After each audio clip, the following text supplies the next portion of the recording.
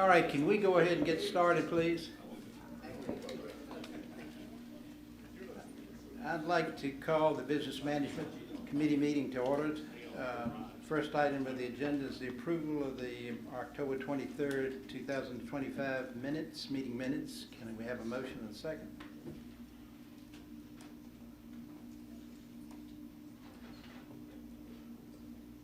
It's been moved and properly seconded. Any discussion? If not, can we please vote?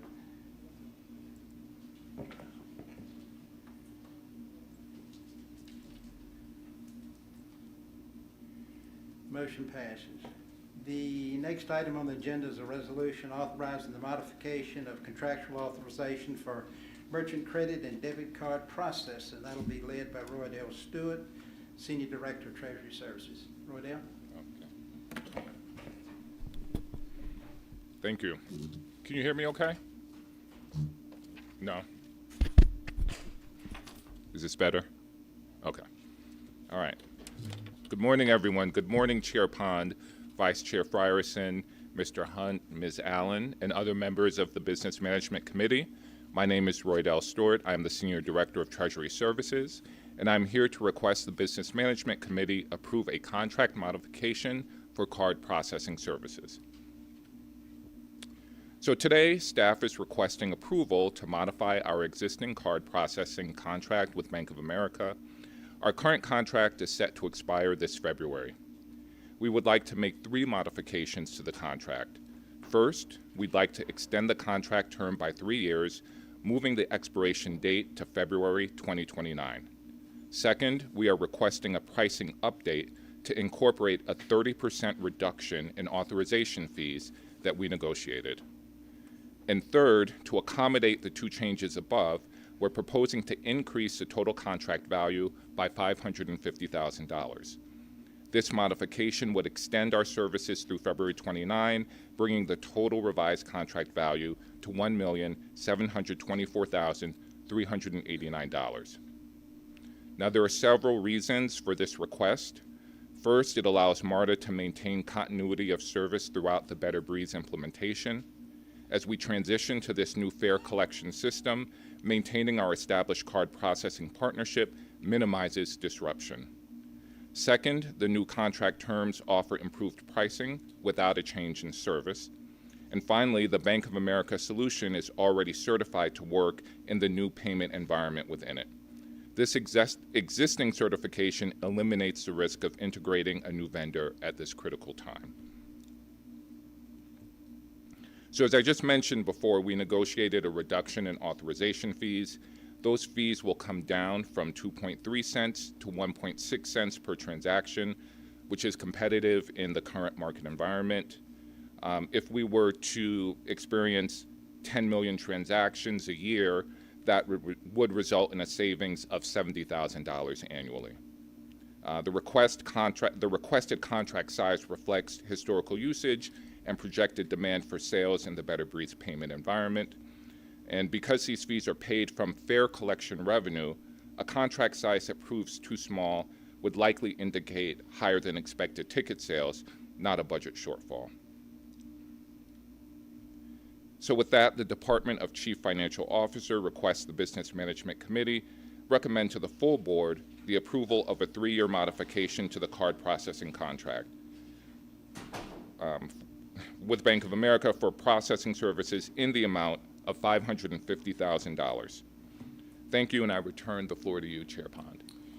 Thank you, Roydell. Could we have a motion and a second? And I see we have that. It's been moved and properly seconded. Any questions from Mr. Stewart? All right, can we please vote?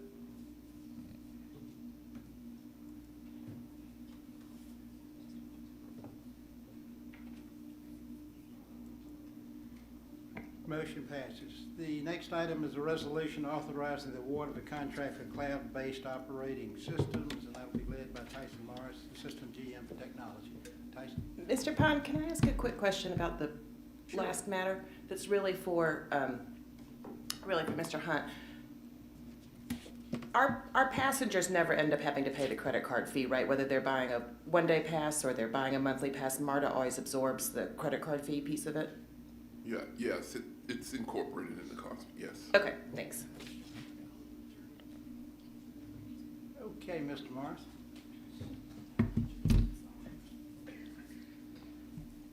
Good morning. Excuse me. Good morning, Chairman Pond, Vice Chair Frierson, Mr. Hunt, Ms. Allen, and other members of the Business Management Committee. My name is Tyson Morris. I'm the AGM CIO of Technology, and I'm here to present the award of a contract for a cloud-based work operating system IFB 50746. Siloed project management tools are a thing of the past. Cloud-based work operating systems have emerged to help teams not just manage projects, but to bring new capabilities and features to everyday workplace tasks. This new capability, was a gap here at MARTA, and we are excited for this new opportunity to bring an application for overall employee efficiency gains for the authority. Work operating systems use templates and customizable boards to organize a myriad of tasks, create and automate workflows, and track progress collaboratively and efficiently across departments, while integrating data to tools like Microsoft Teams, Excel, and Outlook. With dashboards, automations, and templates for everything from HR, finance, IT, to marketing, a work operating system will give MARTA a single connected platform to plan, execute, and monitor work in real time and at scale. 5 bids were received. SHI International Corporation submitted the second lowest bid, but was deemed to be the lowest responsible bidder. We are seeking a 2-year contract. Upon approval, procurement will be funded with approved capital funds, and the recommended award amount is $226,990.53. In conclusion, the Department of Technology kindly requests the Business Management Committee recommend the approval authorizing the award of a contract for cloud-based work operating system IFB 50746 to SHI International Corporation in the amount of $226,990.53. Thank you. Now I return the floor to you. Thank you, Mr. Morris. Entertain a motion and a second.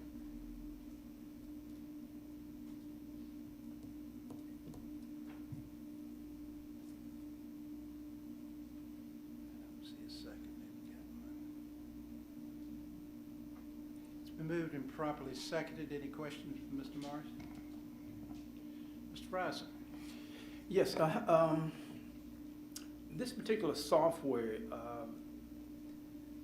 is this something that is in addition to what we have now? Because I understand we do have dashboard software that's in other parts of the enterprise.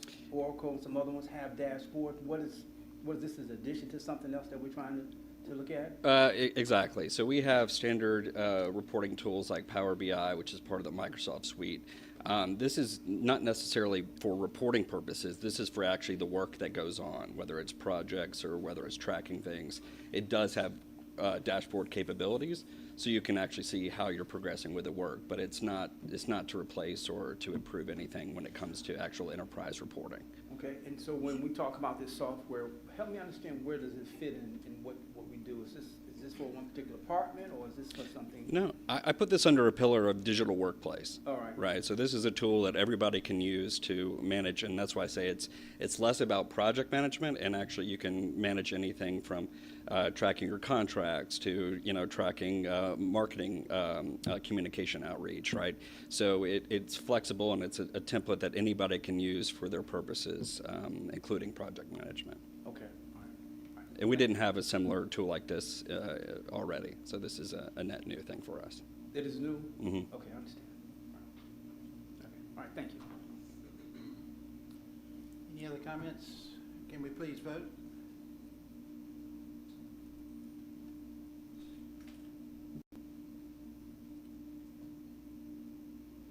Motion passes. The next item is a resolution authorizing solicitation of proposals for the procurement of enterprise contract data management software. That will be led also by Mr. Morris. Thank you once again. As stated, I'm here to present a resolution authorizing the procurement of enterprise content data management software, P50785. The purpose of this resolution is to acquire a new enterprise content data management, or ECDM, software to replace our existing document repository, Envision 360. Envision 360 has reached its end of life, and the existing vendor, OpenText, no longer supports this application.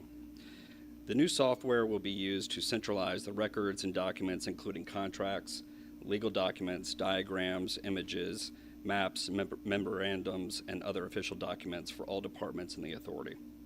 This will reduce documentation redundancy and inconsistency.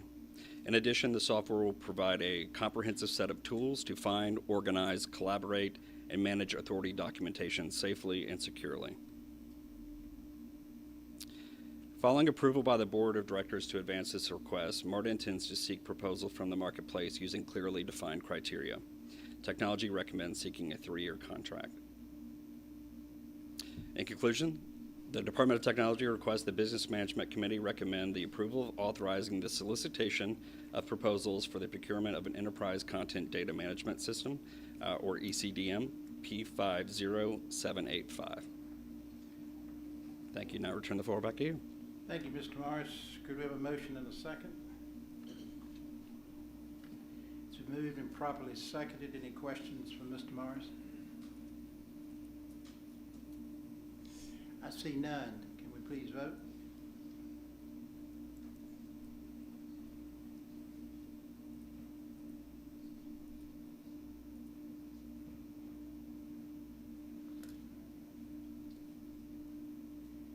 I can't tell anything. We've got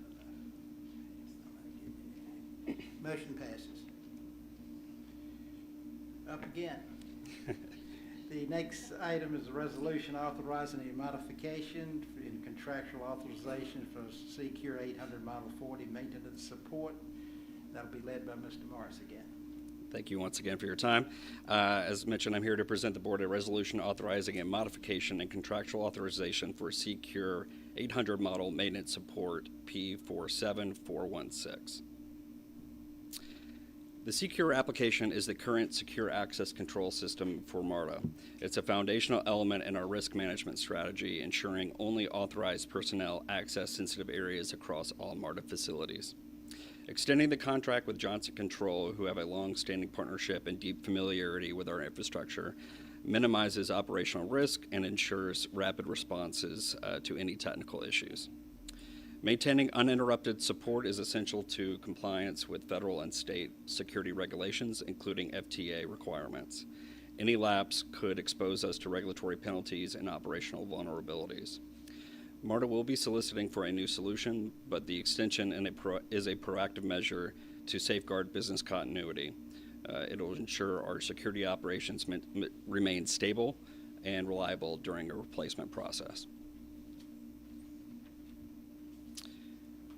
We are seeking a 1-year contract extension, and the procurement will be funded with 100% operational funds. The current contract value to date is $662,057.41.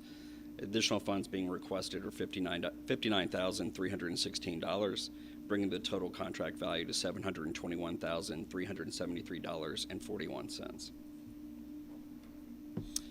In conclusion, the Department of Technology requests the Business Management Committee recommend the approval of resolution authorizing a modification and contractual authorization for Secure 800 model maintenance support P47416, increasing the maximum contract value to $721,373.41. Thank you. Return the floor back to you. Thank you, Tyson. Entertain a motion and a second. It's been moved and properly seconded. Any questions from Mr. Morris? Yes. Hey, good morning. The question I have is the contract that's expiring, what was the original contract term?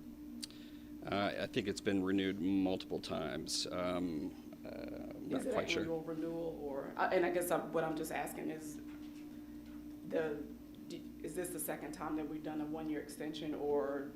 No, we've usually been doing, I believe, 3 to 5 years up until this point, and as we're trying to seek a new application, this is just that 1-year kind of bridge. So I don't believe we've been moving at 1 year, 1 year, 1 year, if that's kind of what you're asking. Yeah, I am, and Okay. I guess so from that standpoint, is this because FIFA's coming up and just trying to maintain continuity until, or just? No, I think this is part of an overall strategy to modernize our secure access control. So I think we've been looking to do this for a while, and just the stars haven't aligned in order for us to go out there and get the right application. Anything else, Mr. Morris? If not, can we please vote?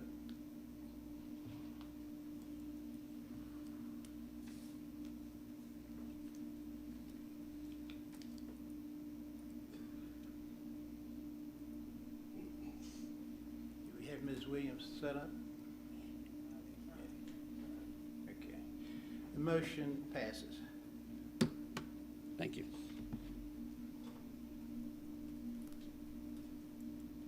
All right. The next item is a resolution authorizing a modification and contractual authorization for property and casualty insurance brokerage, and that'll be led by Ms. Jennings, AGM of Director of Risk Management. Sorry. That's okay. I'll take the promotion. Gave you a promotion. Sure. Good morning, Chairman Pond, Vice Chair Frierson, Mr. Hunt, Ms. Allen, and members of the committee. I'm Donna Jennings, Director of Risk Management, and I'm here today to request approval for a contract modification to RFP P48464 for property and casualty insurance brokerage services.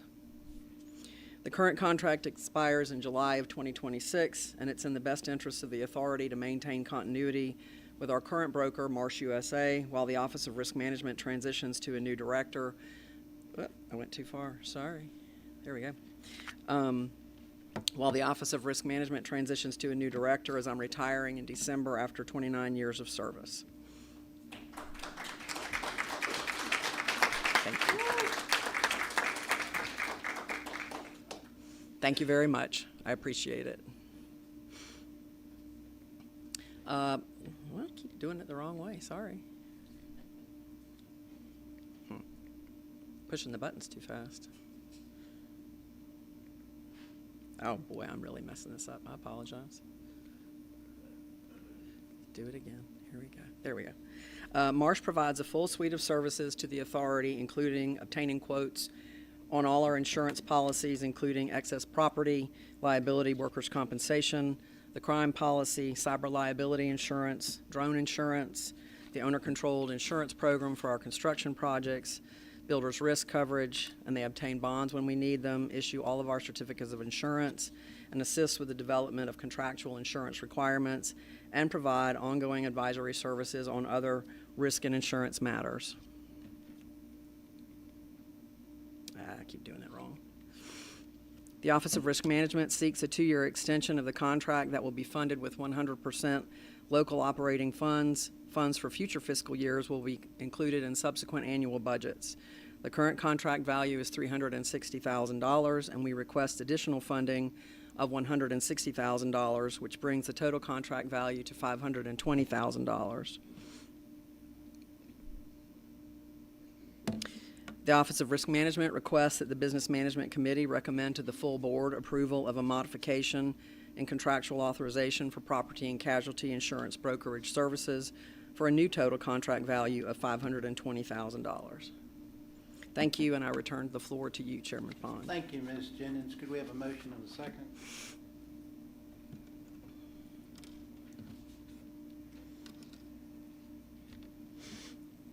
It's been moved and properly seconded. Any questions from Ms. Jennings? Not. Can we please vote?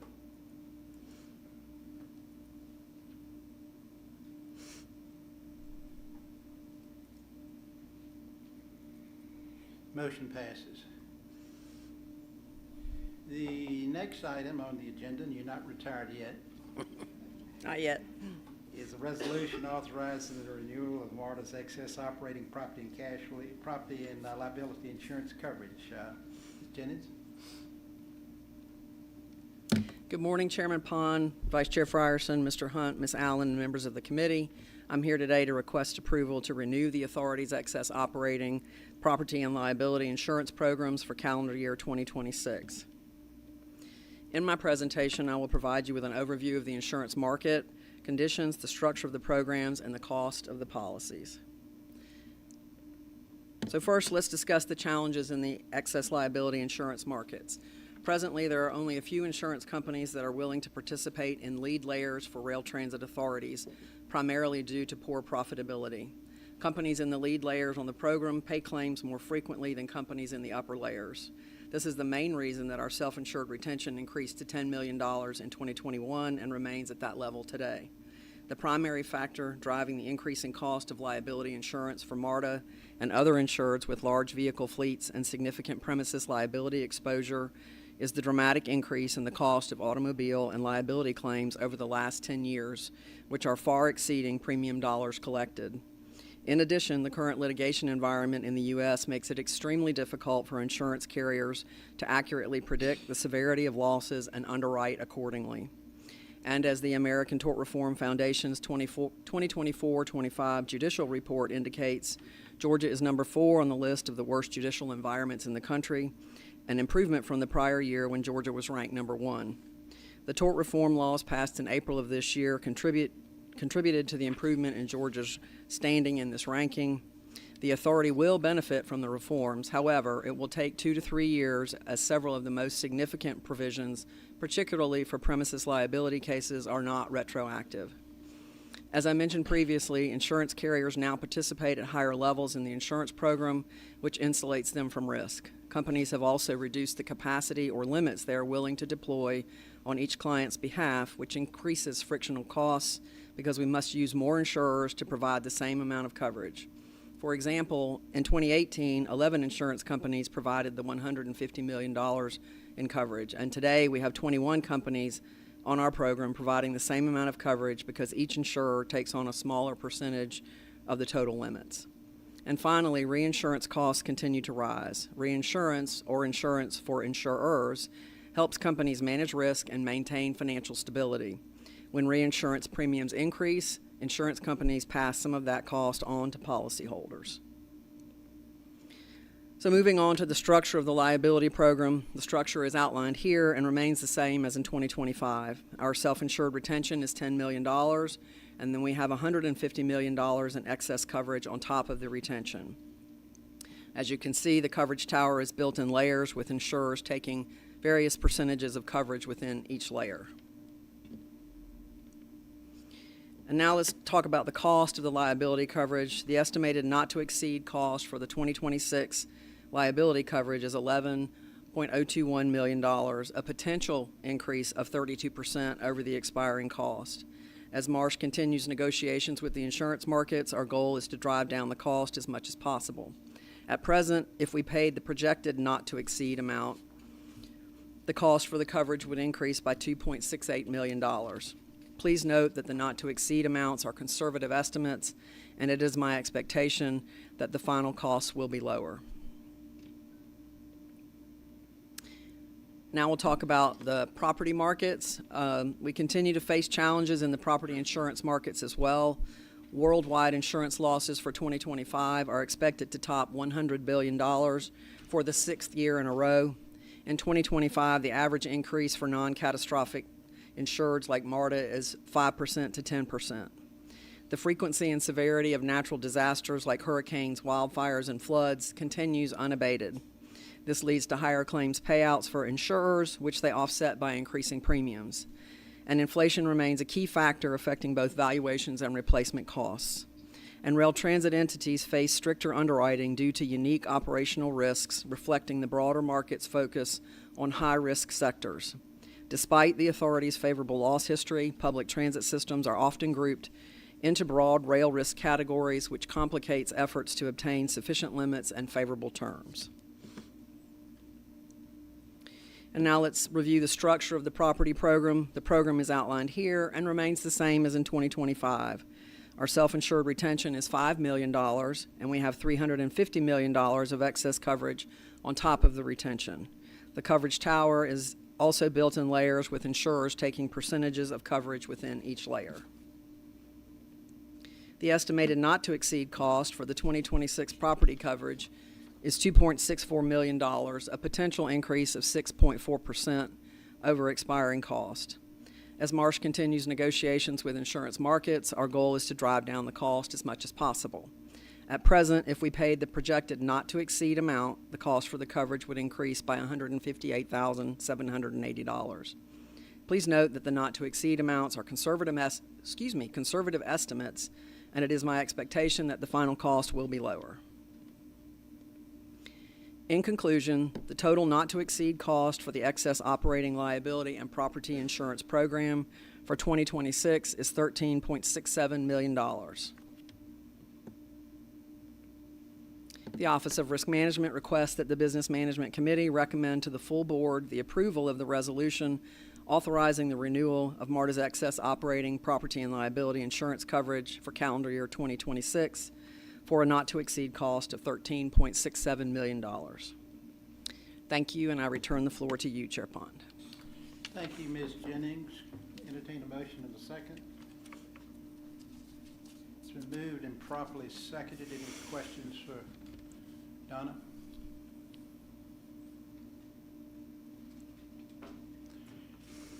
I see none, so may we please vote? I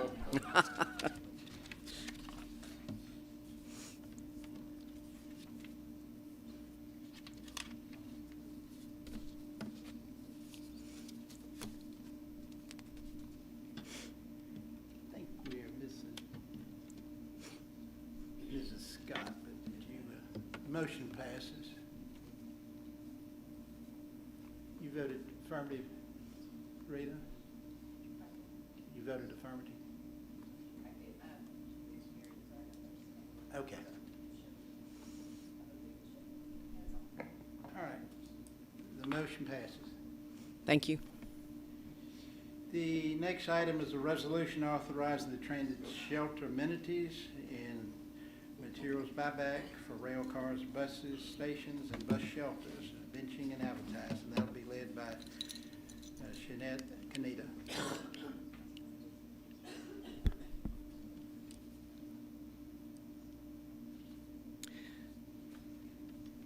Good morning, Chair Pond, Vice Chair Frierson, Mr. Hunt, Ms. Allen, and other members of the board.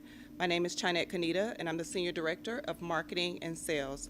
This morning, I'm here to request the approval of a resolution authorizing closeout for rail cars, buses, stations, and bus shelters, benches, advertising, P5431. Note, this is the original title of the contract from 2008. However, the scope of work performed under this agreement was limited to advertising and maintenance of the transit shelters.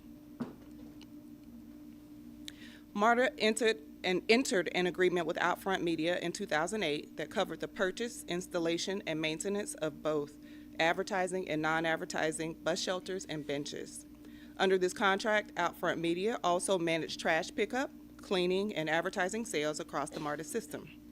Now, as part of the contract's expiration, MARTA is responsible for reimbursing the contractor for all shelters and benches installed at their depreciated cost at the conclusion of the contract and purchasing spare parts that were ordered prior to contract end but delivered after the contract expired. These materials are being purchased below market value, which helps reduce overall costs. In short, this request ensures a smooth and complete transfer of assets to MARTA and positions us for the next phase of our advertising and maintenance programs.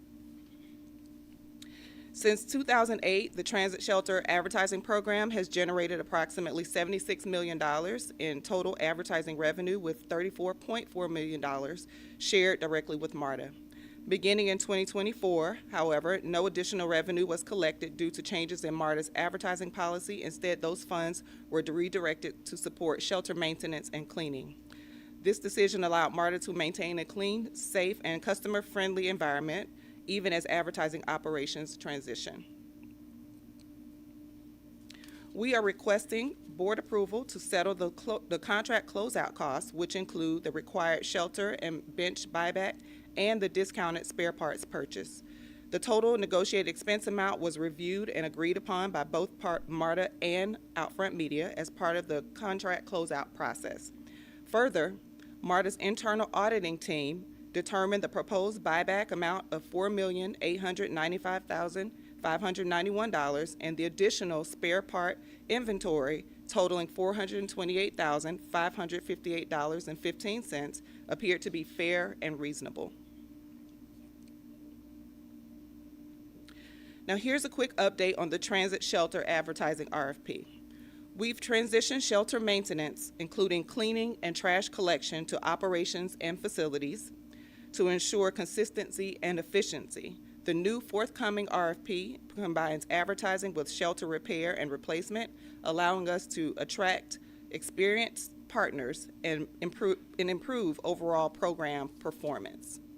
This shift sets us up for a stronger, more modern shelter program that enhances the customer experience and drives revenue. The Office of Marketing and Sales, External Affairs, requests the approval of a resolution authorizing closeout for rail cars, buses, stations, and bus shelters, benches advertising, P5431, in the amount of $5,324,149.15. Thank you, and I yield the floor to you, Chairman. Thank you, Ms. Kaneda. Could we have a motion and a second?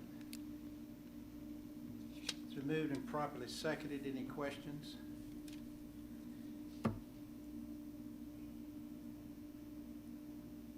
I see none. Maybe, can we please vote?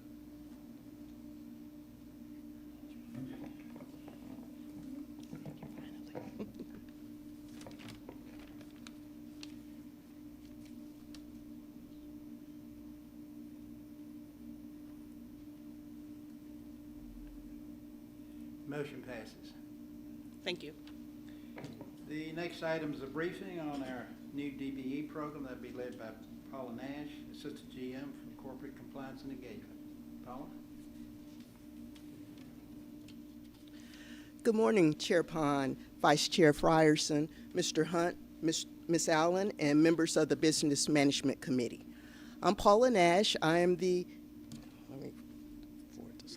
AGM of Corporate Compliance and Engagement, and today I will be briefing you on the major changes that have occurred within the Disadvantaged Business Enterprise Program. I know that we have some new board members since the last time I gave a DBE program briefing, so this briefing will provide a little background of the DBE program, including what is a DBE, the interim final rule that was recently enacted by the U.S. Department of Transportation, the requirements of the Unified Certification Program, or UCP, and the future for MARTA regarding small businesses. The Disadvantaged Business Enterprise Program is a program required for transportation agencies receiving federal funds from the U.S. DOT, whether those funds come through federal transit, federal aviation, or Federal Highway Administration. The program has been around since 1983, and it provides opportunities for firms that have been determined to be disadvantaged to participate in state and local transportation projects. And this includes both DBEs as well as airport concession DBEs, or ACDBEs. So what is a DBE? A DBE is a for-profit small business. It must be 51% owned by a socially and economically disadvantaged individual or individuals. Operations must be controlled by that socially and economically disadvantaged individual. And the socially and economically disadvantaged individual's personal net worth cannot exceed $2.047 million. Over the last few years, there have been some controversy, and it centers around that phrase that you just heard me repeat. Specifically, who is considered socially and economically disadvantaged?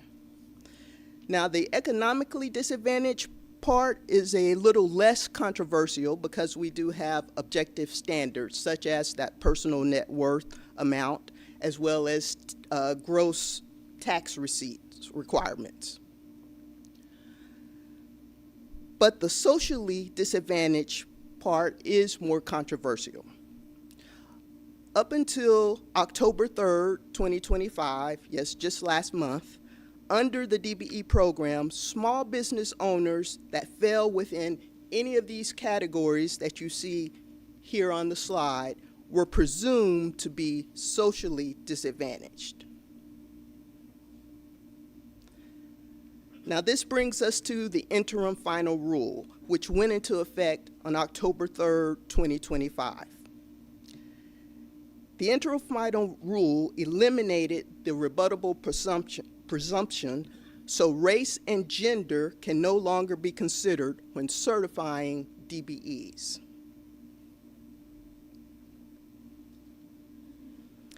Now all applicants must submit a personal narrative showing their individual disadvantage through denied opportunities in education, employment, or business.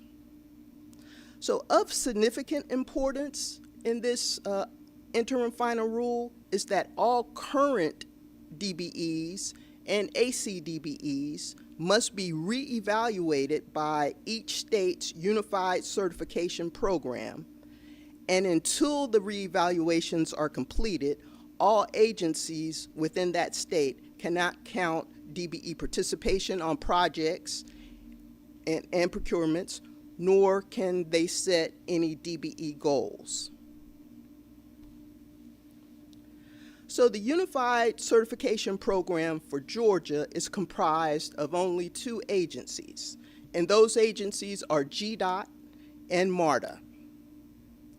Until we complete over 4,000 reevaluations, no agencies in Georgia can use the DBE program.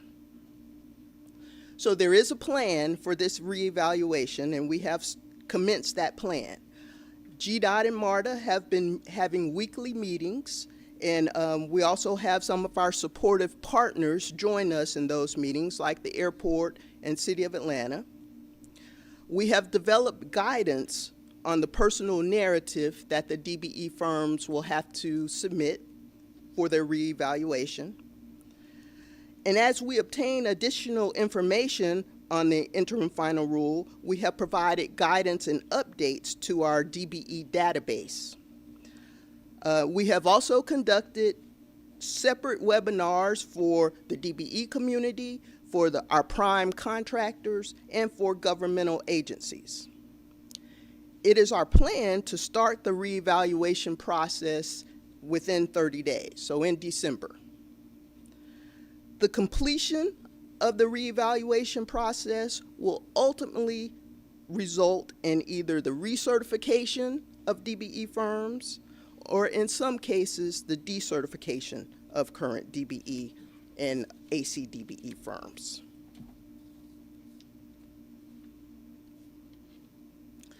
So the future for MARTA as it relates to small businesses is this. There will be this newly updated DBE program, and that will be used by MARTA for federally funded or federalized procurements and projects.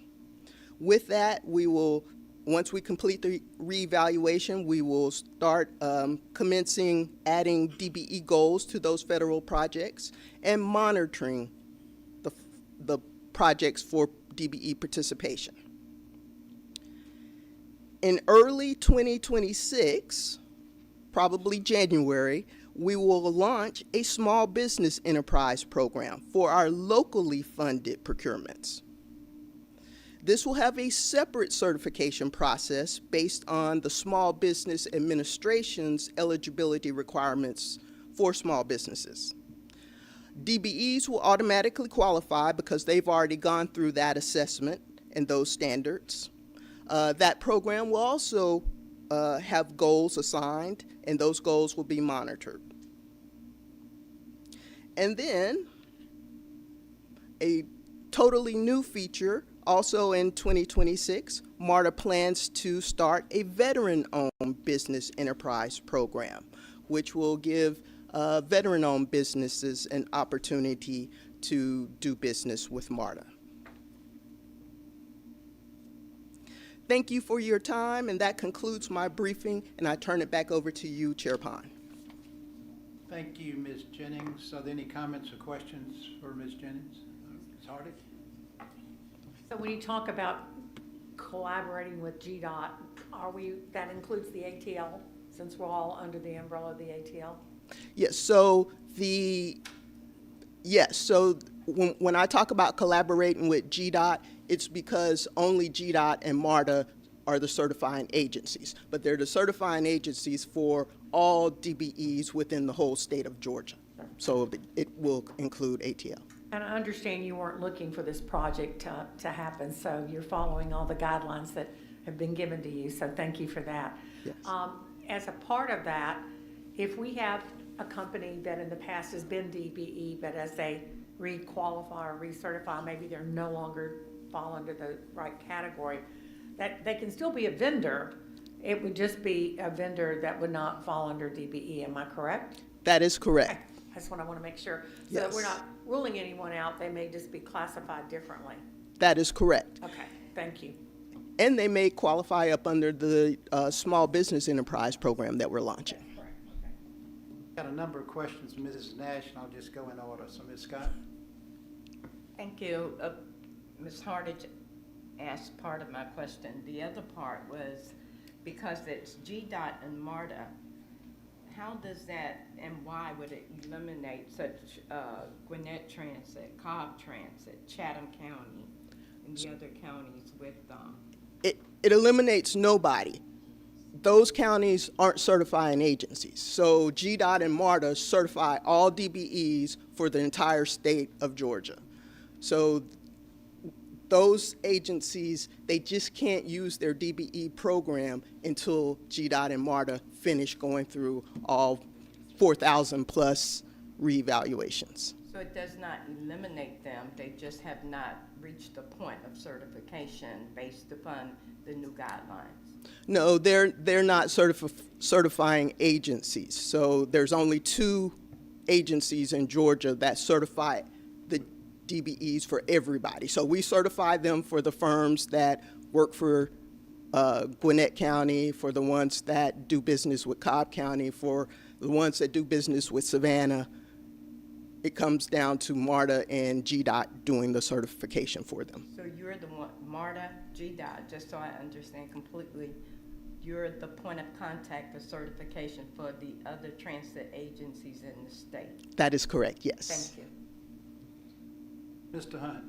And additionally, one other note is if there's an existing contract that's already been signed with a goal, that's a contractual commitment, and we're maintaining that as well. Just want to make Okay, Ms. Williamson? Okay, that was my question, so thank you, Jonathan, for addressing that. But I will make a comment. Thank you so much for the presentation and the update. I had not heard this yet, so glad to get this information. I do like the way that your department's going to pivot, though. You talked about the small business enterprise, you talked about the veteran-owned businesses. I think that's incredibly important, and it creates opportunities for those businesses to still participate in a way and get that exposure that they need. So thank you so much for that. Thank you. Mr. Frison? Yeah, with all the changes, I hope we're communicating to not discourage people from still wanting to participate and do business with us as a transit agency. Because, I think, once again, we understand that we have to do some changes because of what's going on currently in the marketplace. But I want to make sure we still encourage small businesses to reach out and want to participate with us. But my question has to do with the process. You mentioned that there's going to be a narrative process that's going to evaluate Yes, sir. these new companies to participate. So is that narrative process, and I don't want to get in the weeds, but is that narrative process subjective, or is that narrative process an analytical one where we're going to measure something to say that they can participate, or neither one of them? So the narrative process is more subjective than analytical. So they will provide based on their own experience. So they have free reign here. They know what their experience has been in getting a business started, but they will, based on their experience both in education, business or, there was another factor here. And employment are the main factors that we will use, but they will use that experience to show disadvantage. So it is subjective because everybody has a different experience that will show disadvantage, but we will give them free range to just show us how they feel that they have been disadvantaged. Okay. So what's important is that they write a very good narrative. That is very important, and we are getting that word out. We're also sending guidance on how to write that narrative. Okay. And to address your earlier statement, yes, it is very important that the small businesses realize that there are still opportunities here with MARTA. So we are taking every opportunity to get that word out there. We've done webinars, as I've mentioned earlier, but I've also participated in a event with the ABL to get that word out, also with Compto and WTS to get that word out. So we've been participating in a lot of events just so that small businesses realize that there is still lots of business opportunity here at MARTA and not to be discouraged. Okay, well, great. And I'm hoping that we can advertise something maybe, you say you do some local events now, but I think there are some businesses that want to participate, they're not quite connected. Okay. And they really need to know when you have these events so that they can be able to want to participate. And I think that's really good. We can do a good job of advertising that.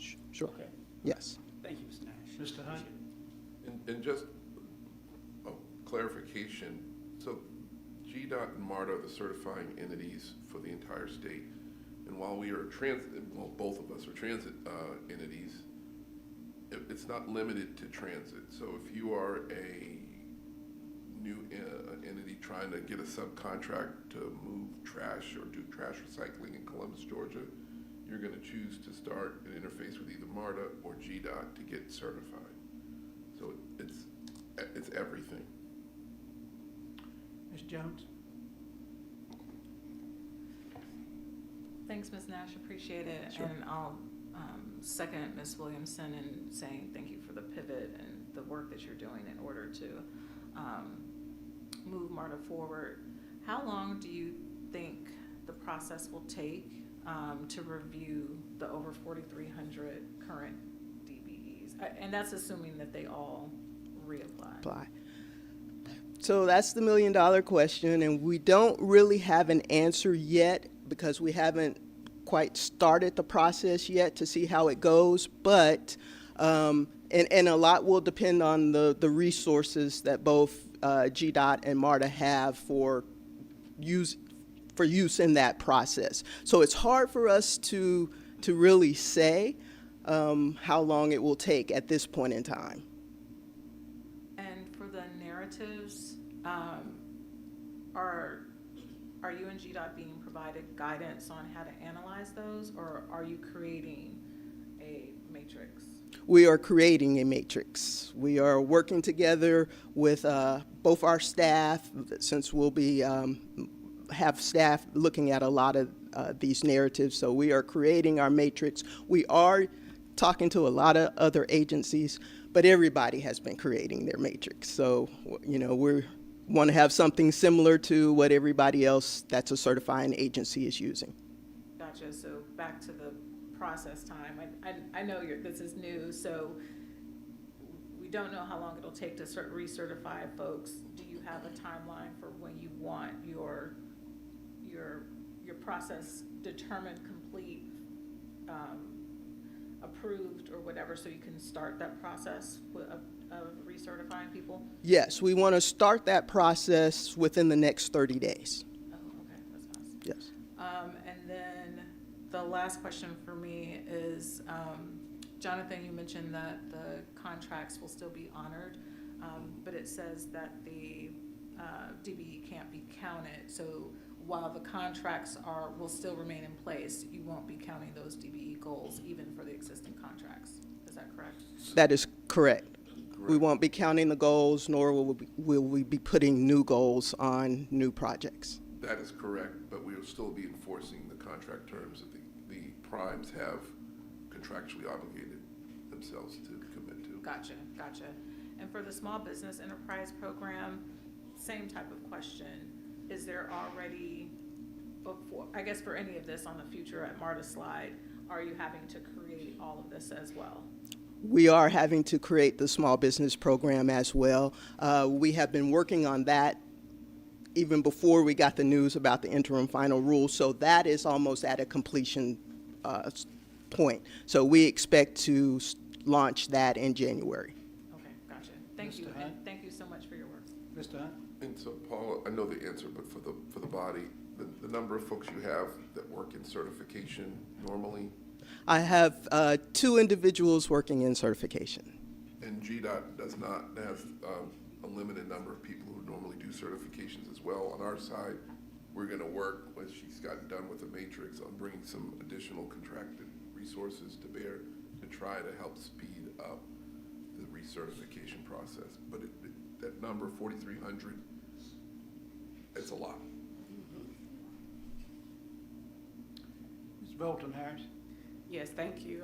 Many of the questions have been asked and answered, but I just want to just express my appreciation for what you're doing for small businesses and veteran businesses. The fact that, obviously the DBEs will qualify in the SBE program, so I'm sure these businesses will appreciate it. And I look forward to, just even popping on a webinar that you all have for them, just so I can learn a little bit more about the processes that they go through. And, you're setting up matrices. I don't know if you have exemplars set up for people just to help guide them to be able to have a successful opportunity to compete for contracts here at MARTA. But thank you again for your work. Thank you. Yes. Ms. Scott? Yes, just for, I'm sure I know the answer, but for clarification, first of all, thank you especially to honor our veterans. Been involved in a lot of veterans events on this month, being Veterans Day earlier this month, so Yes. I know how important it is to support our veterans. Because we also utilize federal funds, I take it that this program has been coincided and also viewed with APTA. Yes, it has. Great, thank you. Ms. Jones? Sorry, last thing really this time. Maybe this is a question for you, Jonathan or Rhonda. Is it possible to get some sort of comms toolkit or, some blurbs that we can do just once the program is ready, that we can, the board members, if they choose to, can help amplify how people can, what steps they need to take to recertify? We will definitely have that in the outreach, because there's some pretty small DBEs out there who may not need to interface a whole lot, so absolutely. We'll have a toolkit for the board. Any other questions for Ms. Nash?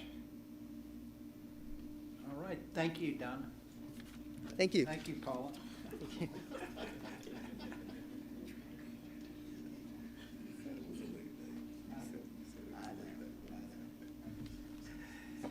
The next item on the agenda is a briefing on our first quarter financial highlights, and that'll be led by Greg Patterson. Greg? All right. Good morning, Chair Pond, Vice Chair Frierson, Mr. Hunt, Ms. Allen, and members of the Business Management Committee. I am Greg Patterson, Deputy CFO, and it is my pleasure to present MARTA's financial highlights for the first quarter ending September 30th, 2025. We will start with a review of the operating budget highlights for the quarter. At a summary level, MARTA budgeted operating sources of $160.4 million, which includes net revenue and operating carry forward, which we didn't apply any carry forward this particular quarter. Our actual revenue was $157.2 million, which is $3.2 million unfavorable year to date. Our net expenses were budgeted at $160.4 million, but actual expenditures were $170.1 million, ending the quarter at $9.7 million unfavorable to budget. The net impact of this was an unfavorable variance of $12.9 million for the quarter. Moving on to the details here, we'll start with revenues. MARTA received a negative adjustment of $7.9 million in sales tax revenue from the Georgia Department of Revenue. According to the DOR, there were several omitted returns for prior tax periods that were filed during the September reporting period, resulting in some large audit amounts. That money was previously collected and distributed to MARTA. However, it's due back to the business primarily for non-taxable sales. Our passenger revenues ended the quarter favorable by $2.8 million, including a stored value true-up transaction to address the ongoing missed trip concern with our legacy Fairgate equipment. Other revenues ended the quarter $1.6 million favorable due to interest on unified reserve accounts. It's worth noting that, though, this is expected to decrease as the principal balance in the unified reserve goes down to cover our expenditures before fiscal year end.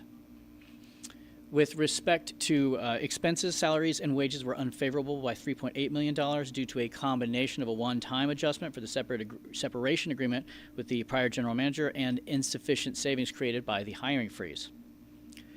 Overtime was unfavorable to budget by $3.3 million, driven primarily by special events in the months of July and the end of August, as well as vacancies and absenteeism. The activities at the end of August would show up in the September reporting period. And just as a reminder, overtime budget is spread evenly across all 12 months, but usage has peaks and valleys throughout the fiscal year. So if it's peaking in the early part of the year, but spread evenly, it will show a higher unfavorable balance.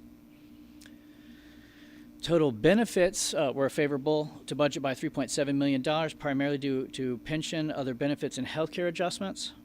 The largest driver of this was a favorable non-represented defined benefit pension adjustment that recognized MARTA met established actuarial requirements. Contractual service ended the quarter $3 million favorable to budget. This was driven by underutilized external support, miscellaneous service, and professional services contracts. Total materials and supplies ended unfavorable to budget by $1.2 million, driven by higher than forecasted costs for repairs and rebuilds. And finally, the capital cost allocation was unfavorable by $8.9 million due to lower than forecasted direct and indirect charges for capital projects.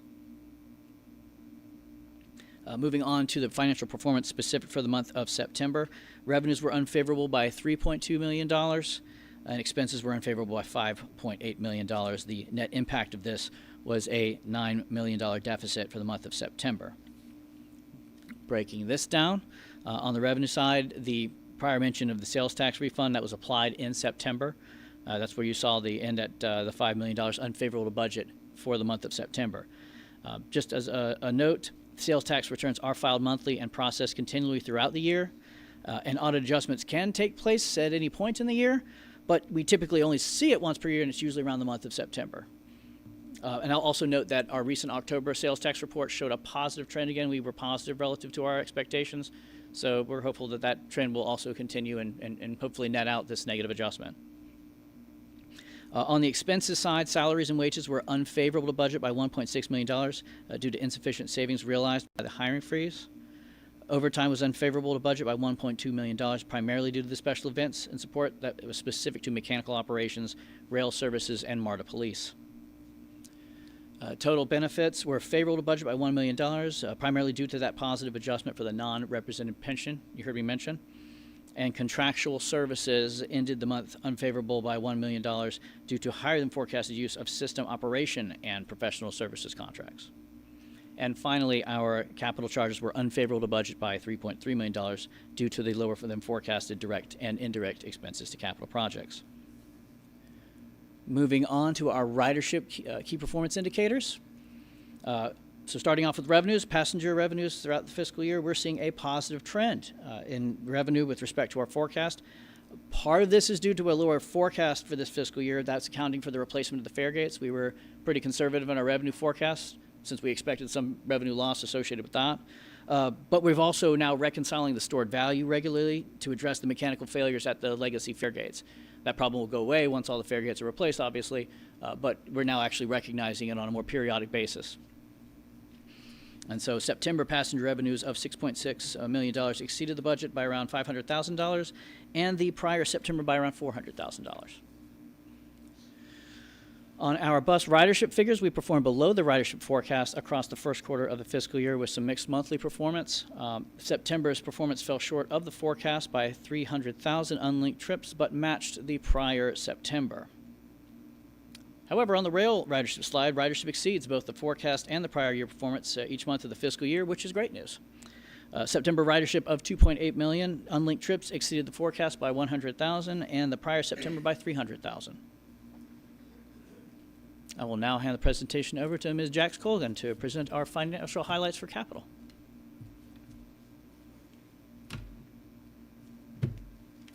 Thank you, Greg. I appreciate that. And good morning to Vice Chair Pond, Vice Chair Frierson, IGM Hunt, and DGM Allen. So I'm Jax Colgan, Acting CIP Director of Budgeting. So this first slide here is showing the budgets for the state of good repair. Beginning balance here is higher expected than the budget by 22.7%. The sales tax, as Greg alluded to, is lower at 4.4%, and he explained why with the audit. We're expecting that to go up. The federal state funds is lower than expected by 42.2%. We expected that as seasonal, with our expectations being the kickoff of the fiscal year. We do have reimbursements, so once we start spending the funds, that gets reimbursed with the federal funds. Going down to the uses with the different asset categories, the state of good repair is underspent by 76.9%. This is mostly in the systems and vehicles asset categories. The debt service that we have was lower by 13%. So here are our top 10 state of good repair projects, starting with the procurement of the CQ 400 railcar procurement project. Our expenditures did lag planned due to the additional security certification requirements we had, which extended the schedule for the FY26 deliveries. I believe we have 4 of those new cars, and I'm excited to say that. Importantly, though, the overall program does remain on track for the long-term delivery of the sequence. It has not changed. The rail station rehabilitation project, we are optimizing the scope to align with the World Cup related priorities. This work is actively underway, and I'm excited about that too. We have work going on at the airport, Garnett, Peachtree Station, 5 Points, and Vine City. The automated fare collection 2.0, we are successfully completed the September pilot. I know we had the expenditure showing that a little bit behind our planned budget, but we are expecting that to ramp up quite heavily in Q2 because of the construction based off of the pilot being completed. Security and training and awareness, the expenditures are above planned. This is because of the World Cup preparation activities that we have. So now we will move on to the MARTA City of Atlanta. Our beginning balance was higher at 4.1%. Our sales tax again is lower, 4.5% than anticipated. The federal state funds are lower at 43.4%. Again, that is seasonal. Once we get the work happening, we will be reimbursed for that work. Our other revenue, that is higher at 57.1%. Again, Greg alluded to that with the operation slides. Our uses are lower by 81.6%, and I will go over that on the next slide. So talking about the MARTA City of Atlanta program, the MARTA Rapid A line, we did expend $4.3 million out of the $10.1 million that we had budgeted. The project encountered unexpected shallow utilities, which created the schedule impacts, which we've been talking about. The good news is that by refining our mitigation approach, we have positioned and avoided approximately $12 million in relocating the shallow utilities. We are working with the contractor to keep this project moving, and the targeted revenue service date, I believe we are targeting April of 2026.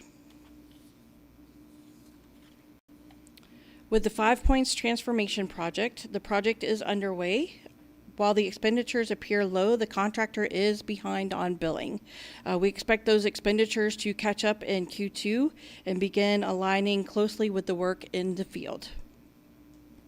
Cleveland Metropolitan Parkway, this is the arterial rapid transit. We did have a progress on the project fall behind a little bit because we had the initial procurement that resulted, only in one bid. We did have to rebid that out, and we added some Atlanta scope of work, or City of Atlanta scope of work with that, and we found it to be very successful. We did get more bidders, and we are working on getting that. Did we already award that one? I can't remember if that's going today or it doesn't matter. But we received 4 bids, and we're in the bidding process of that and completing that. And then Bankhead Platform Extension Project, that is going through final design. We did have to, we're expecting to finish that in FY26. Now we will talk about more MARTA Clayton. So our beginning balance here was higher than expected by 2.9%. Our sales tax was lower by 4.5%. I sound like a broken record here. The federal state funds were lower by 83.3%. Again, that will, once we get the work out, we will get reimbursed for that work. Our other revenue was higher by 56.0%. Our uses were lower by 87.2%. And this is where I will explain the MARTA Clayton program. Starting out with the Rapid South Lake project. This project is performing in line with our spending plan. We have no material variances to report. For the Clayton Multi-Purpose O&M project, you may recall the project consists of 2 funding sources, where 83% of the costs are paid through our core penny funds. Clayton County portion is 17% of the project. The final design the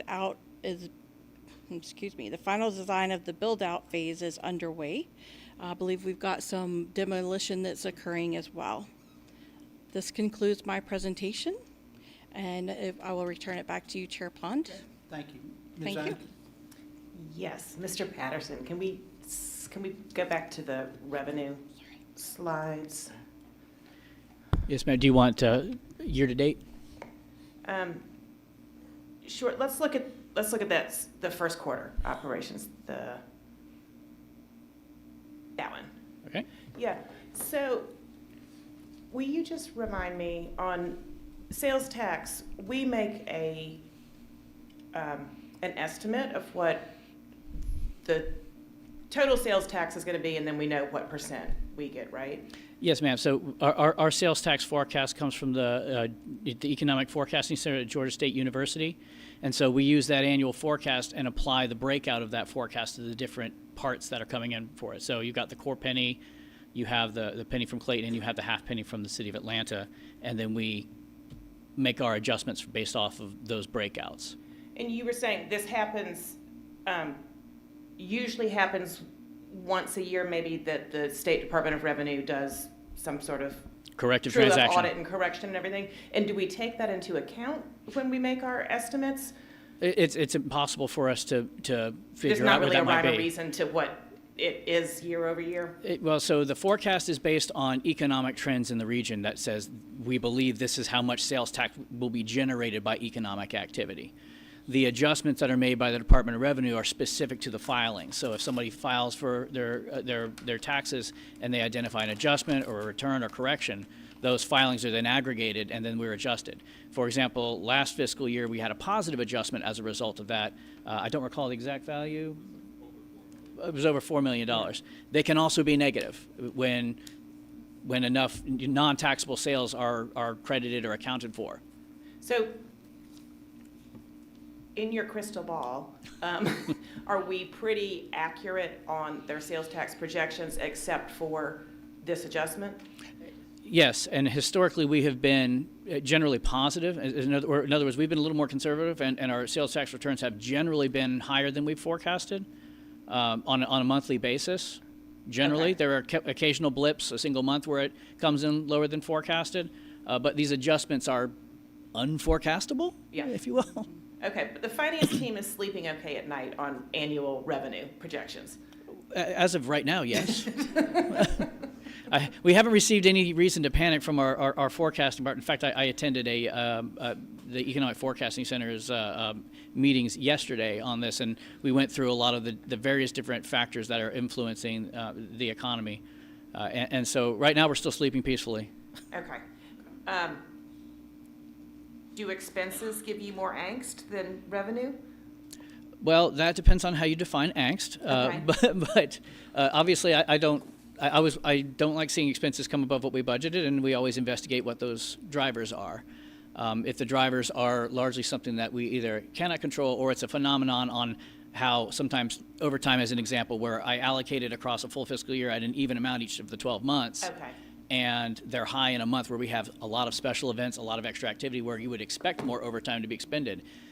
It will always show up over on those months, and then it should start normalizing as you get into further months of the year where you don't expect as much overtime.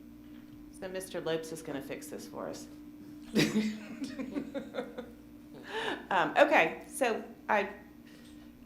overtime is clearly something we have to keep our eye on, but revenue, we feel pretty good about where we are and that it's going to even up. Yeah, in fact, I mean, I'll say overall net revenue, we were actually quite delighted to see how we were doing on the passenger revenue and how that's coming in better than expected. We also just, anecdotal is not a huge amount, but it's a very positive trend, is that our parking revenue has been coming in much higher than we originally forecasted. Thank you to the airport for assisting in that effort. Yeah. But so we have a few things that are in a positive trend as well. Yep. All right, thank you. Ms. Williamson? My question is related to the, salaries and wages and overtime as well. What forward-looking, what adjustments are you making with the salaries and wages model, if any, that we'll see a difference or a makeup of the variance in come quarters 2, 3, and 4?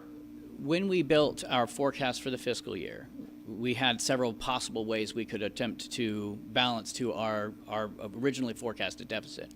One of the techniques we were planning to using was the hiring freeze. Now, the hiring freeze has in fact created quite a bit of savings, but that savings was offset by the overtime usage, the one-time adjustment you heard me mention earlier, as well as the we've had higher than forecasted workers' compensation payments. Those are also, when those experiences happen, they're somewhat unforecastable. We do our best forecast of what we think they're going to be, based on past trends, based on actuarial analysis, and the reality hits and it's different. Last year, that's what hit us really, really heavily in our casualty and liability expenses, for example. Looking forward in the model, I brief our C team on a monthly basis on where we stood on it. There are a lot of opportunities, levers, things we can do to manage it going forward. It's just a matter of keeping an eye on it and then asking ourselves, does this make sense based on the results we've had so far? And is there room to adjust going forward before the end of the fiscal year? And so right now, if you're asking me this moment, looking at it right now, it's only 1 quarter's worth of data. There's still plenty of time to make adjustments as the year goes on to try and stay tight on it. Keeping the hiring freeze for any place, for example, longer, so that way when there's turnover, we're not immediately filling that position with another person creating salaries and wage expenditures. It builds a snowball effect as the year goes on. Okay. Finished? Yeah. Ms. Bolton-Harris? So, thank you for the presentation.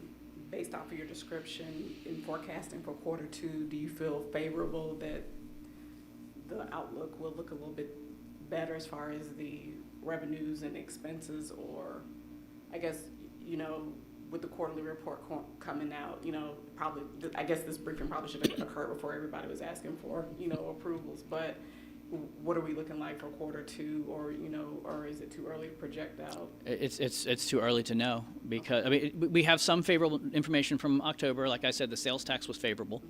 A lot of the revenue on that side is looking pretty good. Expenses, we're still seeing, you know, in some areas, expenses higher than the budget. We're also seeing savings in some areas. They're not perfectly netting each other out yet. But we saw a positive trend. Whether that trend is sustained or not is really dependent on unforecastable events that can throw it out again. So compared to Q1 of last year, is this outlook, does this look better or about the same? I don't recall at the point in the fiscal year where our casualty and liability started to skyrocket, but when that started happening, last year was far worse than where we were here at this point in time. But that again is subject to change based on those unforecastable events that could hit our liability. Okay, all right, thank you. Mr. Hunt? And on the labor side, it is a challenge. We are working feverishly to mitigate what we're facing, but we will have, overtime will be a challenge because we have a lot of special events. Let's ignore World Cup for a moment. We have our own World Cup in April, our MARTA World Cup, and all the things we're rolling out. We have large special events. The Peach Drop is a go, we've been told by the city. Obviously, the SEC Championship in Georgia Tech is going to matter in very significant ways this year, so we're expecting very, very robust usage of our system in this weekend coming up. We should have surge pricing. Yeah, yes, right. You could weigh in. For people only in gold. Yeah. Now we know why Katie and Rhonda are separated by at least 4. Mr. Fryson? Yeah, Greg, so I know that the federal and state funds that we receive are reimbursed and kind of lag all the time. Do we see any challenges with our request for funding, for grant funding, with what is going on in the landscape in Washington and some other things? Not at this time. No? Okay. So you feel like we will be able to receive some of those funds right now? Seems like they're being applied for and we're able to get those. Yes, sir. That should, you know, if you're referring to the government shutdown, that's not going to stop us from being able to bill and get reimbursement. And there might be some processing lags potentially, Yeah. but I don't forecast a major problem there at this point in time. Yeah, because as you know, as you look at the state good repair, that's one of the biggest variances because we budgeted for these things, they haven't quite come into play yet. And that's not largely because we haven't received what we asked for. It's because we haven't submitted the drawdown request because we haven't incurred the eligible expenditures to make the request. Okay. So it's on us to request the funds. We have to first incur the expenditure. Comes out of the MARTA pocket first. Yes. Then we bill the feds for that, and then they reimburse us. Yeah, I understand. Okay. Thank you, Greg. Yes, sir. All right. Any other questions? I assume not. There are no other matters before this committee, so this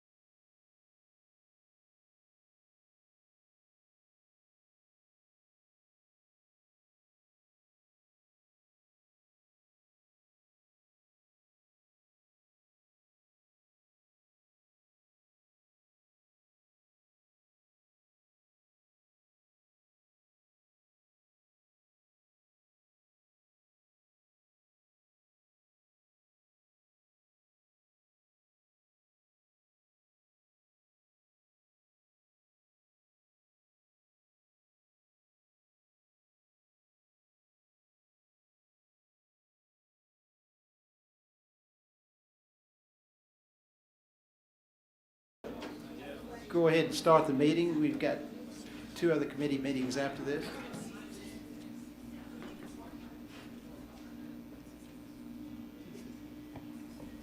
Okay, we're going to start the Planning and Capital Programs Committee meeting.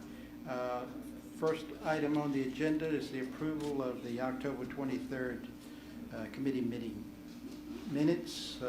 Entertain a motion in a second.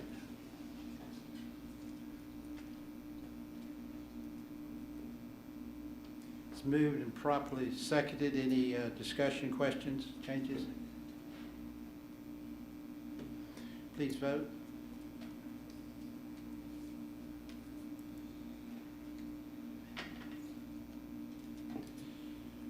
The motion passes.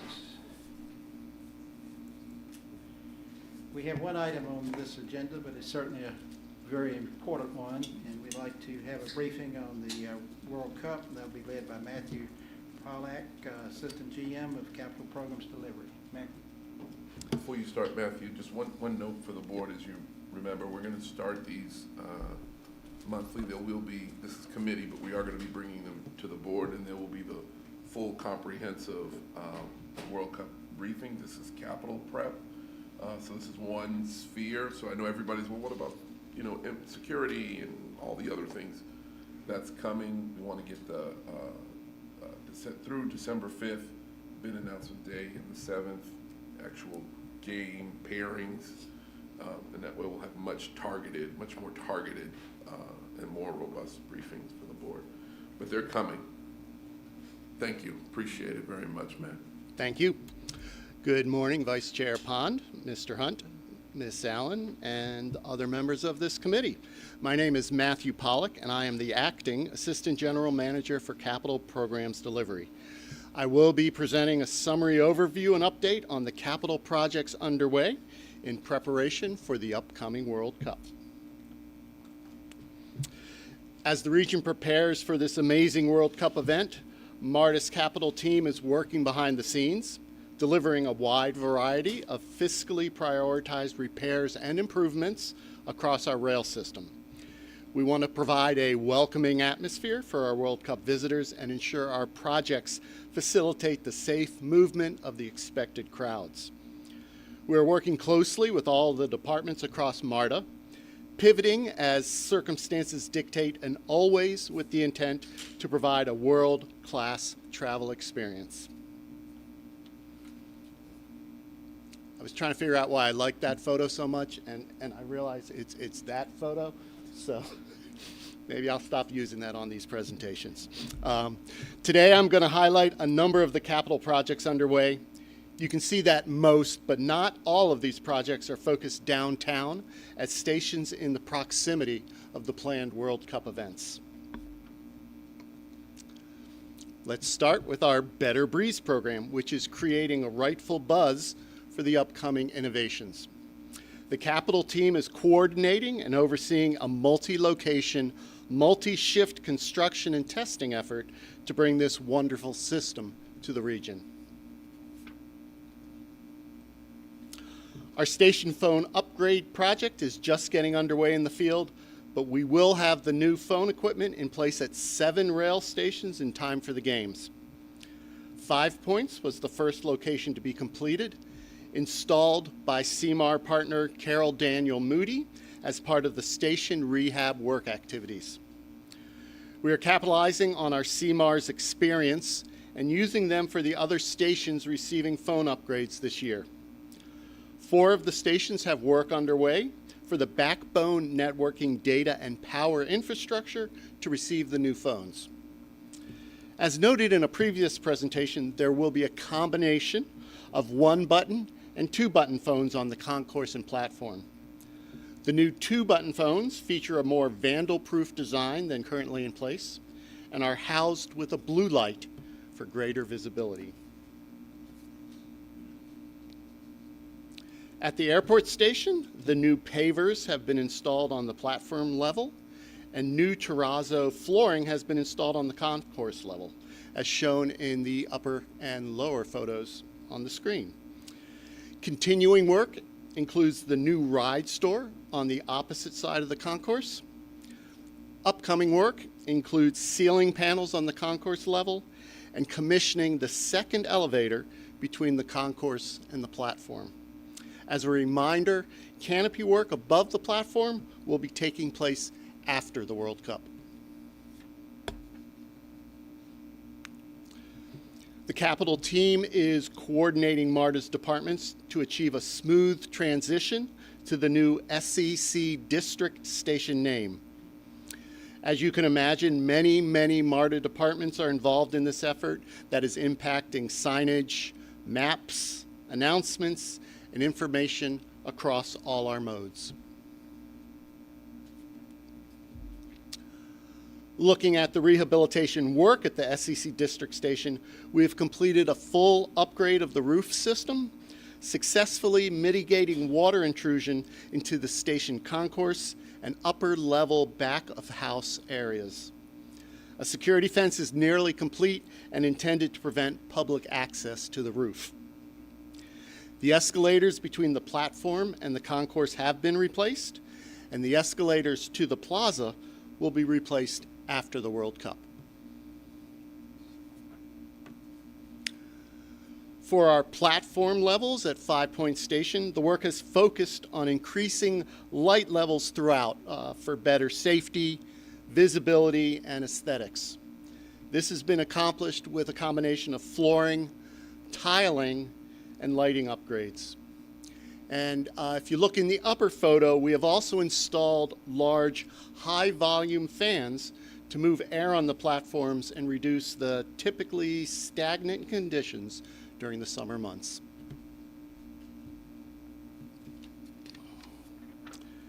Continuing up at this station, we have the transformation effort taking place on the upper station levels of 5 Points. As discussed in previous presentations, the construction work at 5 Points will not be complete prior to the World Cup. Within this challenging space, capital, operations, safety, police, external affairs, and our contractor Skanska have worked very hard to set up the Forsyth entrance for continued patron use during this construction. MARTA is also working with some of our local stakeholders to develop and provide visual beautification on the exterior of the station to minimize the construction vibe where possible. At Garnett Station, we have made significant strides on the platform level with the paver replacement. And we certainly appreciate everybody's patience and flexibility as we maintained a multi-week skip-stop operation to get the platform work advanced. We're currently focused on the concourse levels and are also placing orders for new decorative water diverters and windscreen panels.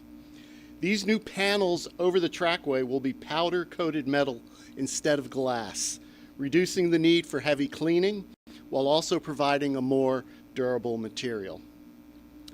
The upper plaza entrance ramp from Broad Street, which is the bottom right photo, will be renovated by Atlanta Downtown Improvement District and private developer South Downtown to have new pavers, landscape areas, and improved lighting. At the eastern end of Line Station, Indian Creek will be our gateway station, welcoming new riders from across the region to the World Cup event. Much of the work at Indian Creek has been completed. The wood barrel roof restoration was completed by dry ice blasting the surface to clean the wood and then sealing the wood with a clear sealant. The combination of the clean roof and new lighting has increased the overall light levels to increase safety and aesthetics at the station. The new pedestrian bridge, which is the upper photo, is getting a walkway connection to the station, completing the connection to the northern communities and allowing patrons to walk to the station as opposed to driving. Peachtree Center Station is going to get a freshening up. Please note that these photos show the before condition as the work has not yet begun. Our focus is going to be on cleaning and sealing the floors and walls and repairing any damaged tiles.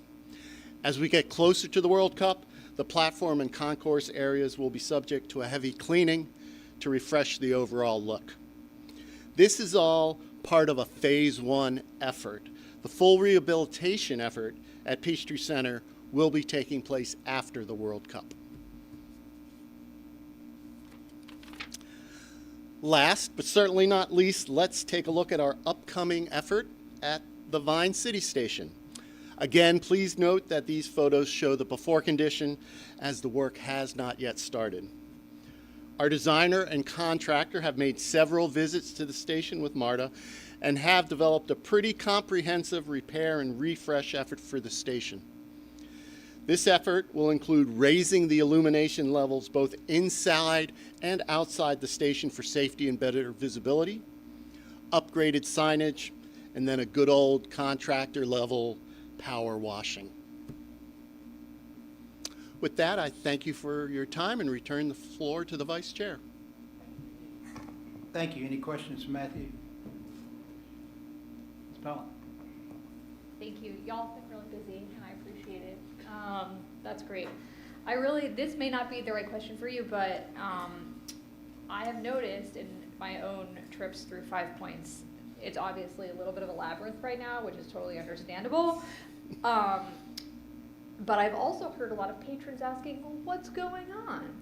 So I'm just kind of wondering if we have plans for additional signage in the station, really for both the overall rehab and then the stuff that I know has been going on for however long it's been going on, as well as the top transformation. Like I myself have told many people what it is. So I would like if we could tout the great work that we are investing in the system so people knew it was getting better. We absolutely are. It's a little disappointing that they didn't know, but they absolutely are. But below grade, like the way we like to differentiate and simplify is below grade, the work will be complete. So in the spring, and even now, you'll notice as they complete areas, there's less construction debris and It's fencing getting better. out. It's getting brighter, Oh, and it's so brighter, nice. and brighter. But that will be completed in spring, in April timeframe.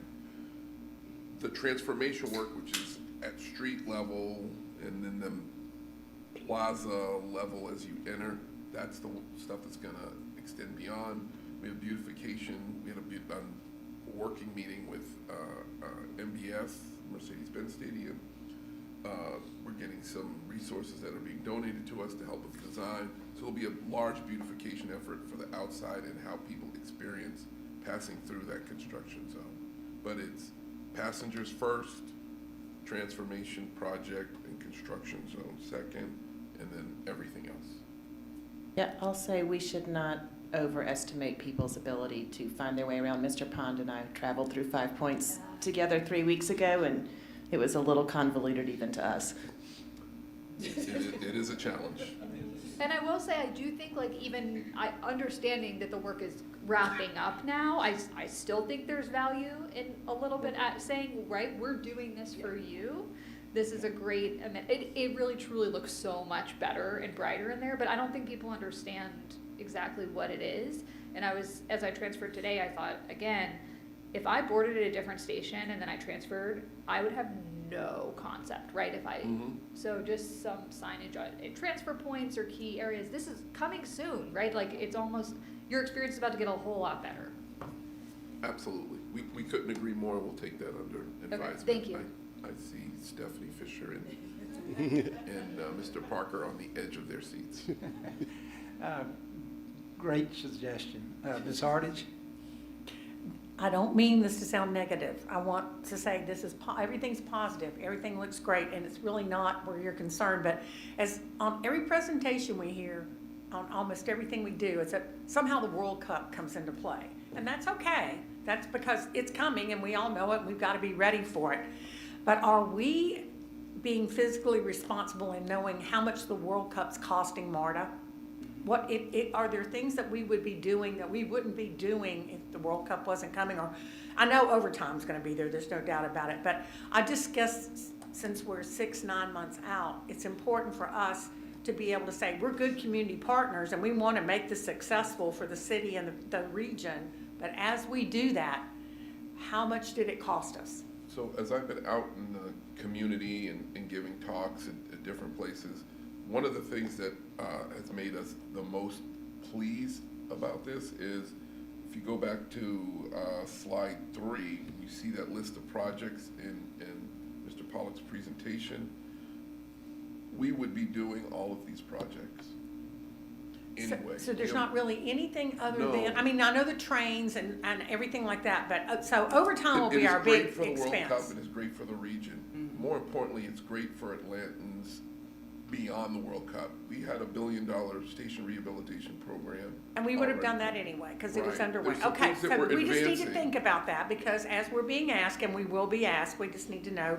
So I thought I'd be the guy that asked that question. Yeah. The one-time kind of World Cup spend are the, some of the labor stuff, some of the power washing, some of the extra beautification efforts, but that compared to our overall capital spend is very, very, very, very low, a sub 5%. Ms. Jones? So regarding the renaming, there are other stations that need to be renamed, and I know that this is a labor-intensive project, but in my layman opinion, it would seem like if it's that labor-intensive, then why wouldn't we do all the names at the same time instead of having to go back, especially with new train cars, new stations, new rehabilitations, new fare gates? You picked up on the one item that did get advanced because of World Cup and wanting to have that name done, fixed, so that all of the other entities beyond MARTA would be referencing the correct station. We will do that in one fell swoop, because there are other stations that need to be renamed, or that the area has changed such that the name of the station needs to be renamed. But we want to do that in one fell swoop, exactly to your point.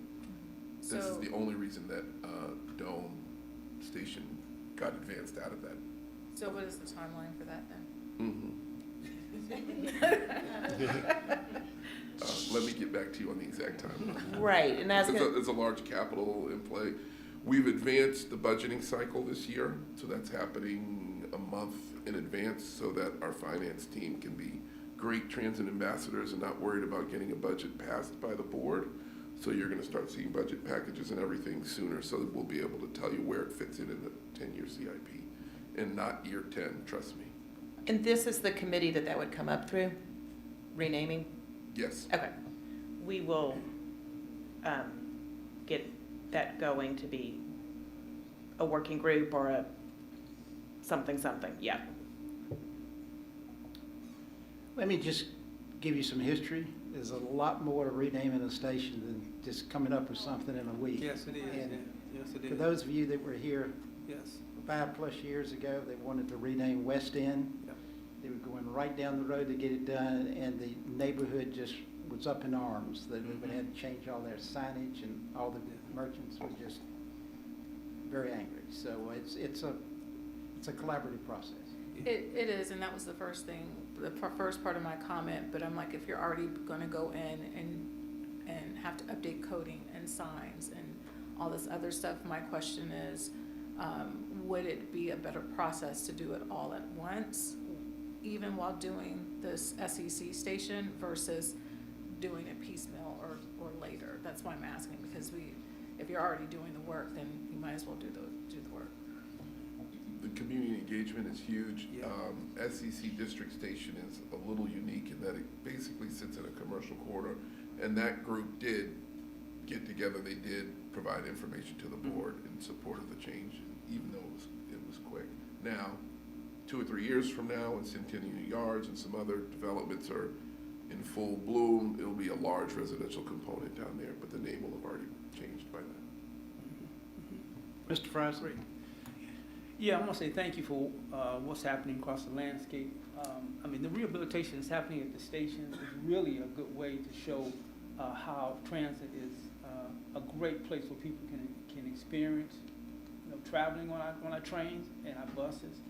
And so what's happening, at our far terminus, like Indian Creek and eventually HE Homes, are huge. And we want to say thank you for what y'all doing across the landscape. It looks really nice to see it well lit. My question is, I'm hoping that we can, as we talk about the World Cup, that somehow, you know, through advertisement, we can monetize what we're doing so that we can offset some of the expenses of what we're incurring in what we're doing. Because I think we got a great platform to do that, and I know I've seen some briefings on that, but I hope that we can really take that as an opportunity. And like I said, what we're doing at the Indian Creek Station is tremendous, and the patrons, I listen to them, they appreciate it. All I ask now is that we as riders become good stewards of it, all right? I mean, in our community, we say if you throw it down, you pick it up. So, but we really need to start talking about how we can just be good stewards of what we have so it can be maintained. But anyway, overall, thank you. I appreciate what's going on, and I hope we can continue on with this. Right. Thank you. Scott? Yes, thank you so much for the presentation. And as I was discussing with my fellow board member, is that we've already capitalized on part of what we're spending because the Super Bowl 28 will be here. And that is based upon what we're doing for the World Cup. So thank you. I have a more of a global strategic question, and the things we do today will impact success, and if 3 or 4 months from now you can't make adjustments to get things done coordinated. So you've got capital programs, you've got systems and operations, and you've got security, and I know you're going to brief us at different times, but I go back to Rhonda being elevated. Do we have one person that is just 100% focused on looking across the board, coordinating all these pieces? And to me, that could be a one-person type job. I'm not going to try to tell you how to organize your staff and everything, because you're doing a wonderful job, but I think it's very important that you have one person that just lives with this thing every day. So we do, sir. His name is John Gordon. He's the Director of Customer Engagement and is actually actively involved in all of our special event planning, like throughout the year, the annual events. Every meeting that I attend for World Cup meetings, he attends as well. When I can't attend, he attends. He manages the bi-weekly World Cup meetings here for MARTA. And while Jorge may be responsible for the operations plan, Chief Crayer is responsible for the security plan, John is there in the middle, kind of making sure that everything, he's the liaison between, for all of the MARTA stakeholders internally, as well as external stakeholders. So pretty much anything that's World Cup related, John is in the middle of, and even attending some outside conferences and working with other transit agencies to see what everybody's doing. So yes, sir. So that's his full-time responsibility, coordinating all of the pieces. And I will add, not exclusively homelessness, like the care for the unhoused and that and special events and World Cup is primarily what he is responsible for. Yes, sir. Okay, thank you. Any other questions? I see no other matters, so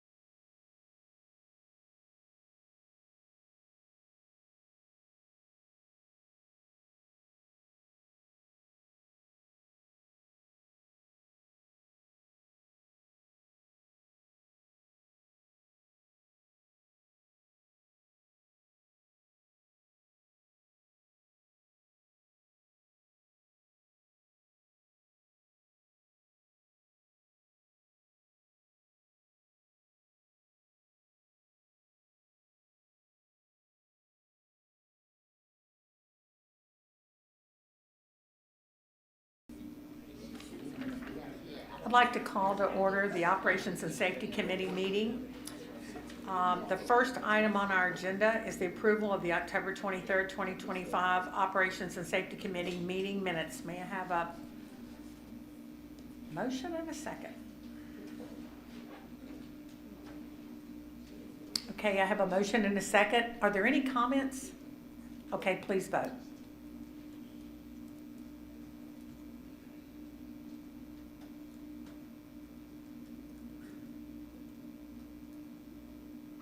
We're missing somebody.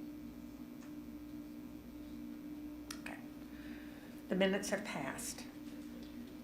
The second item on our agenda is a resolution authorizing a modification in contractual authorization for compressed natural gas supply, IFB B50103. Daniel Heck, who's our Deputy Chief Mechanical Officer, welcome.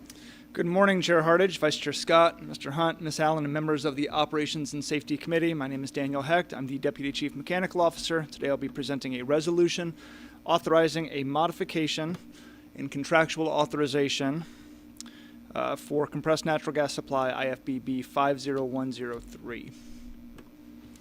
Some quick information on natural gas usage at MARTA. Over 12 months, we've used 888,000 decatherms of natural gas at a 12-month average price of $5.97 per decatherm. The breakdown in usage is as follows. 12% are used by buildings for heat and water, but the bulk of the usage, 88%, is used in our natural gas bus fleet. 70% of our revenue buses use CNG as a fuel, 375 vehicles. We can use decatherms to give us an approximate equivalent energy comparison between compressed natural gas and diesel fuel.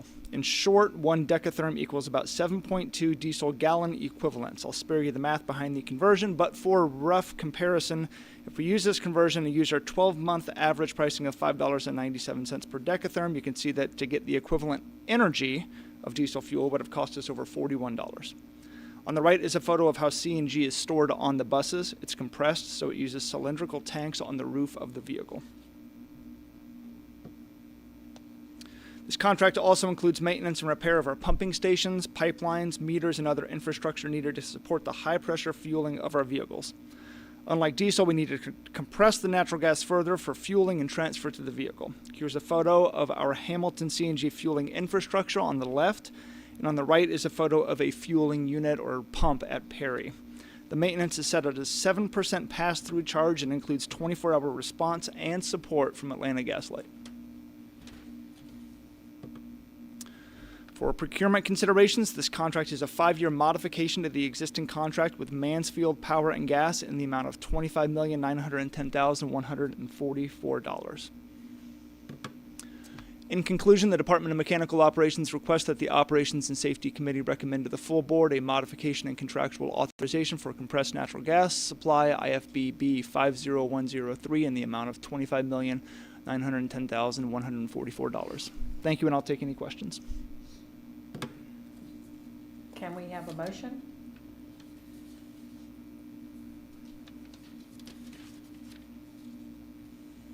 It's been moved and seconded. Do we have any questions or discussion? If not, please vote.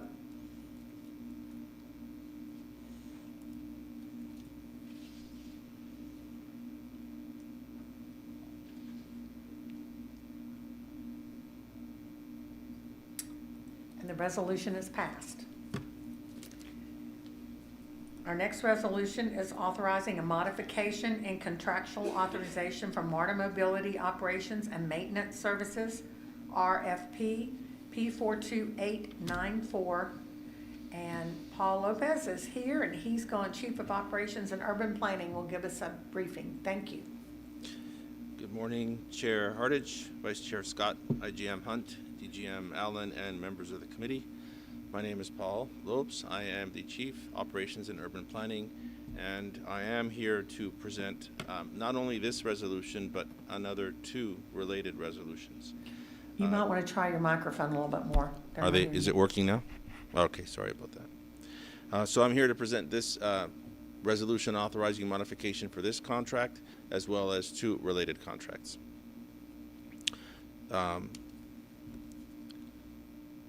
Contracts specifically being impacted are the mobility operations and maintenance services for MARTA Mobility Contract Number RFP P42894, eligibility assessment services for MARTA Mobility Contract Number RFP P46866, and supplemental mobility operations and maintenance services for MARTA Mobility Contract Number RFP P43706. The reason behind the extension, in addition to the previous extension granted by the board in September 2025, is to ensure the continuity of services during the procurement process for these three open contracts that we are still working through on procurement. They remain under review, and we are working towards an award. However, we need additional time to make sure that we have properly evaluated all of our, again, I'm trying not to say something I shan't, all of our options under the contracts in order to be able to negotiate with preferred proponents in a more informed and a more fulsome manner. In order to do this, we need a little bit more time in order to make sure that we've covered all of our options in our evaluations, and we feel that it's in the best interest to ensure that the service is not degraded or does not cause any disruption during World Cup or create an otherwise adverse customer impact. For that reason, we are extending an extension to the existing contracts to December 31st, 2026, pending audit review for 2 contracts with new rates. So I'll go through each resolution individually. Again, please bear in mind, I will take questions, but please bear in mind that these are open procurements, and so I am contracted about the amount of information I can provide. So the first resolution is the Office of Mobility is requesting the approval authorizing a contract modification for a 5.5-month extension of RFP P42894, Mobility Operations and Maintenance Services for MARTA Mobility for Transdev North America. Current value of the contract is $196,503,004.13. This contract has seen an adjustment to the current rate per CPI, Consumer Price Index. The 5.5-month estimated cost will be $34,971,883.29, with a maximum contract value of $231,474,887.42. I will pause in order for, I return the floor to you and pause in order for voting on this resolution. We're going to have to vote on these individually. So do you want to do the whole presentation and then we vote, or should we vote one at a time? That's. I would just go ahead and run through it, Yeah. and Okay. then we'll come back. And then we'll come back and vote on each one, okay? Okay, appreciate it. The next resolution is for approval authorizing a contract modification for an 8-month extension of RFP P46866, the eligibility assessment services for MARTA Mobility for Transdev North America.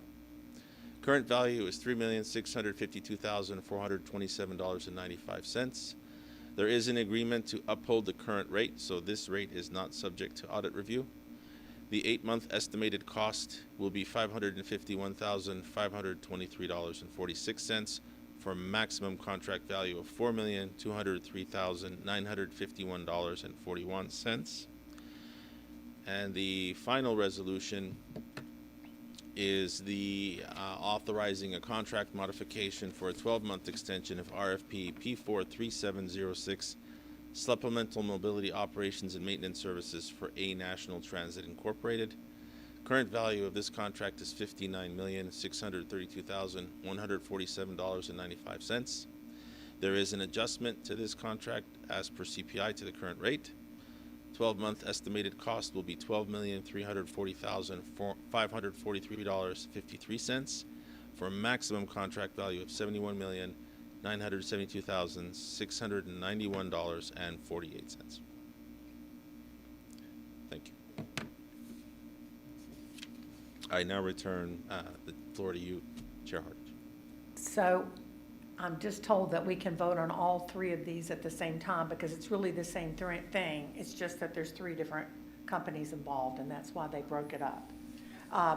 So there's one vote, and never mind. Now they're telling me we're going to do it separately.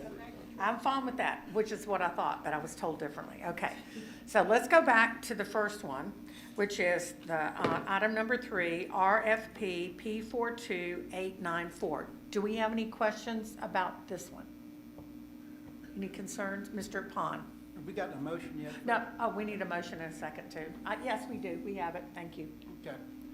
My question with the 5.5 months,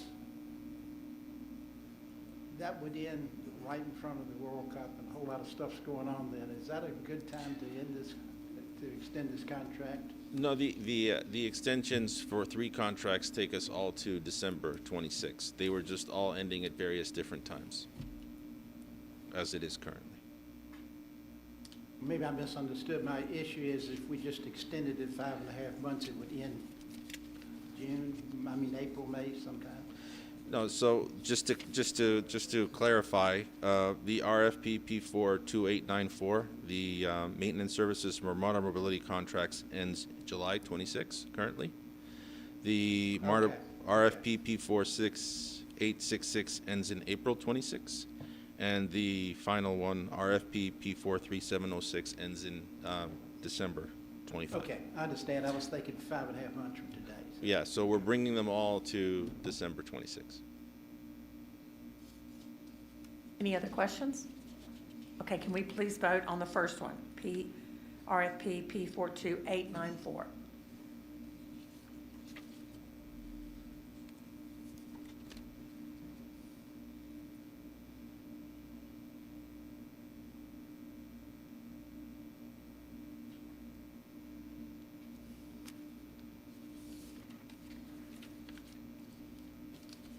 Okay, that one has passed.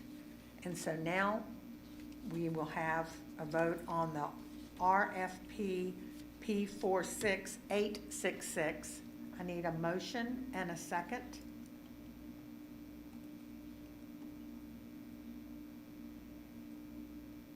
I need a second, please. Okay, we have a second. Now, are there any discussions on this one? Okay, if you could please vote.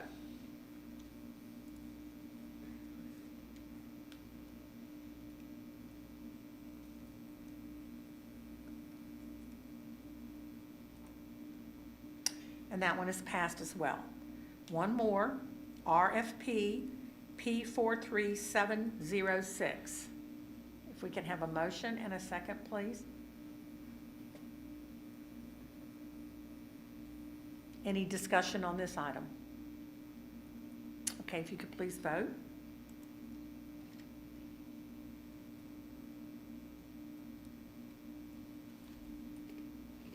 This one is passed as well. Thank you. Yeah. Thank you for passing those. I do appreciate that, given I couldn't really answer many of the questions, which I'm sure you have, so I appreciate it. Thank you.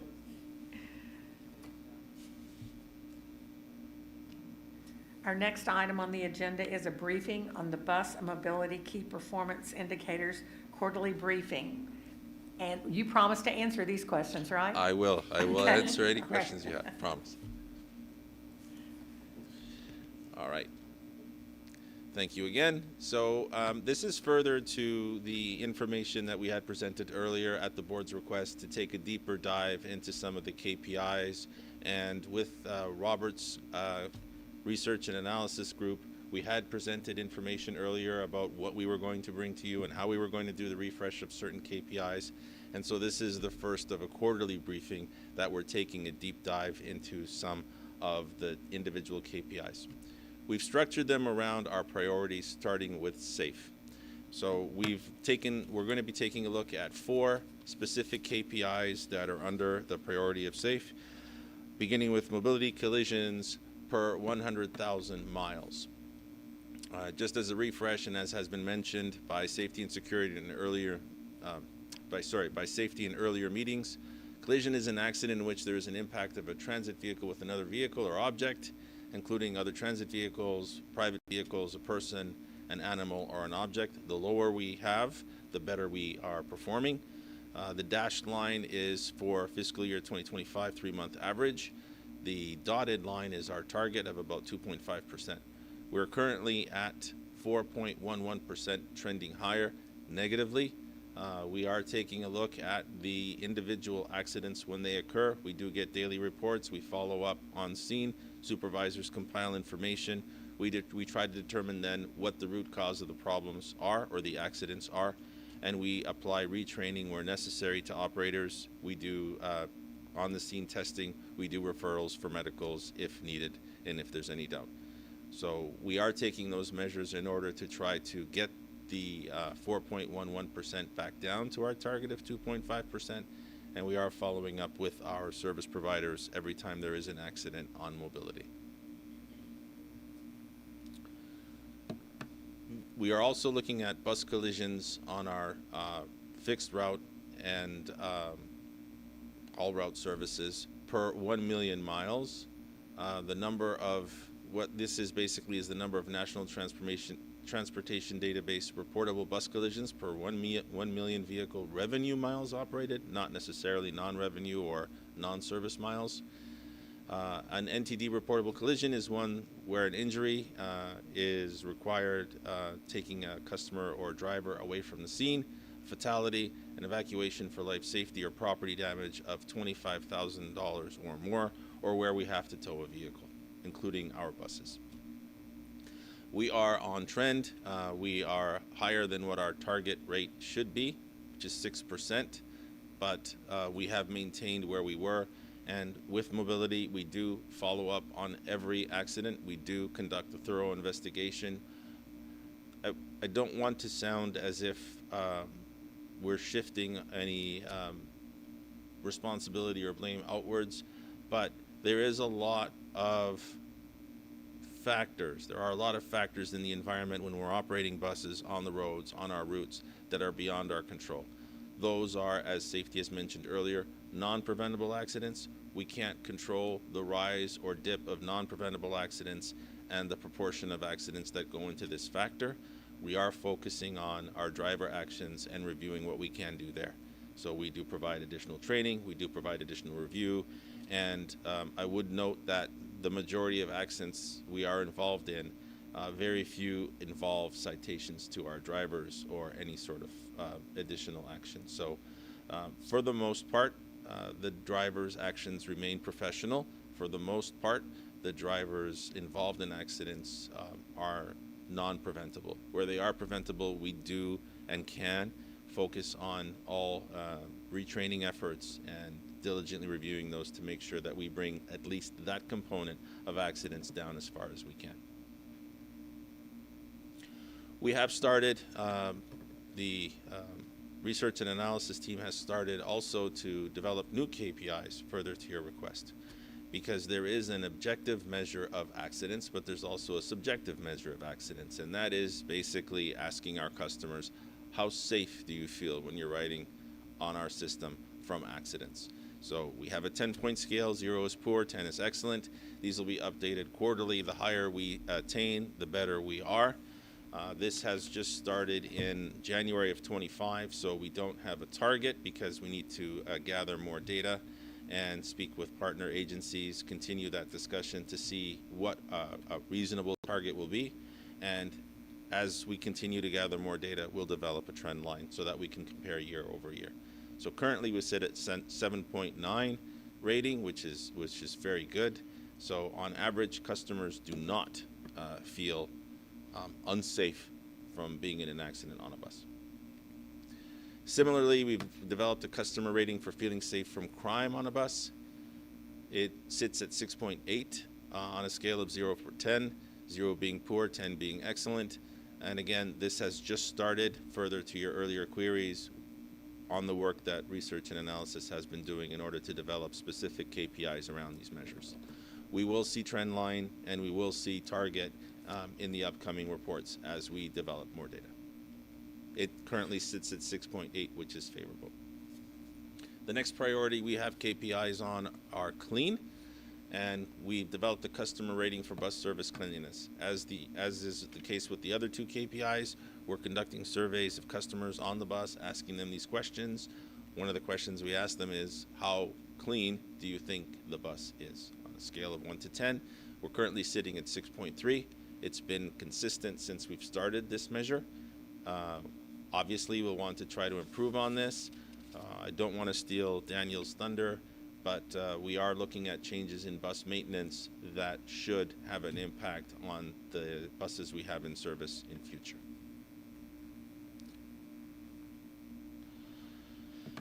We are also focusing on reliable, starting with bus on-time performance. Our target is slightly over 78%. We are at 77.8%, close, but not yet there.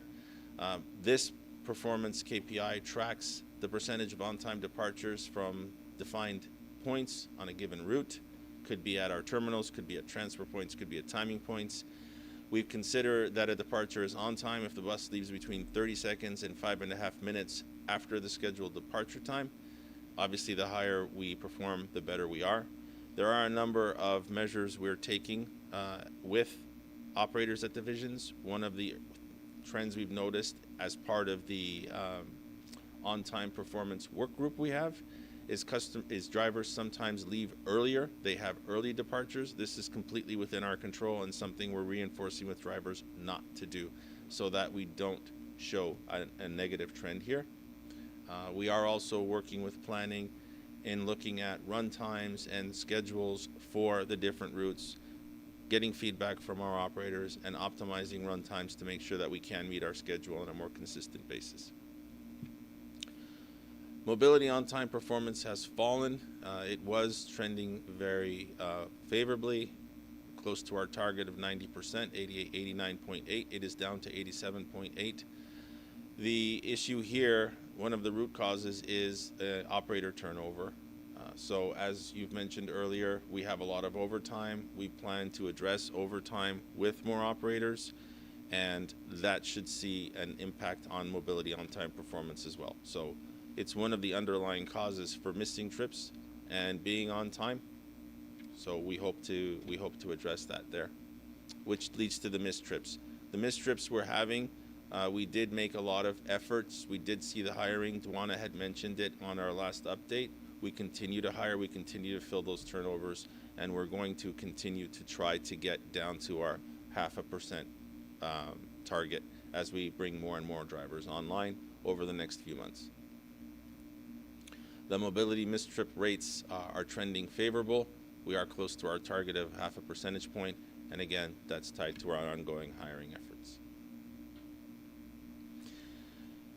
There is the objective measures that we just presented, but there are also the subjective measures that we're asking customers about. And again, a new KPI started in January saying to customers, asking them from a scale of 0 to 10, what do you think the reliability factor is for your service? And we're currently trending at 6.7, which is favorable. We hope to improve this as reliability itself improves. So in summary, under the safe priority, we're working with suppliers on mobility. Otherwise, our accident rate continues to hold steady.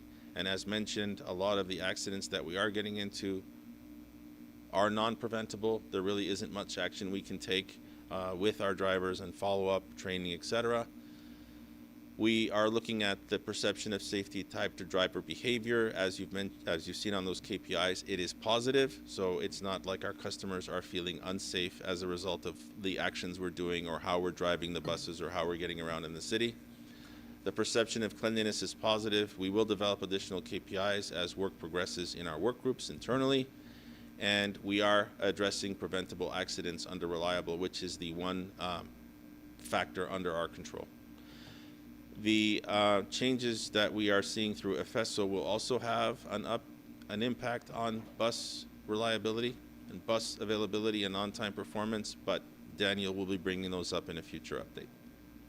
And I will take any questions, Chair, as I return it to you. Mr. Pond. On your customer ratings, how do you get that number? I mean, How are you getting that information and compiling it? Do customers rate?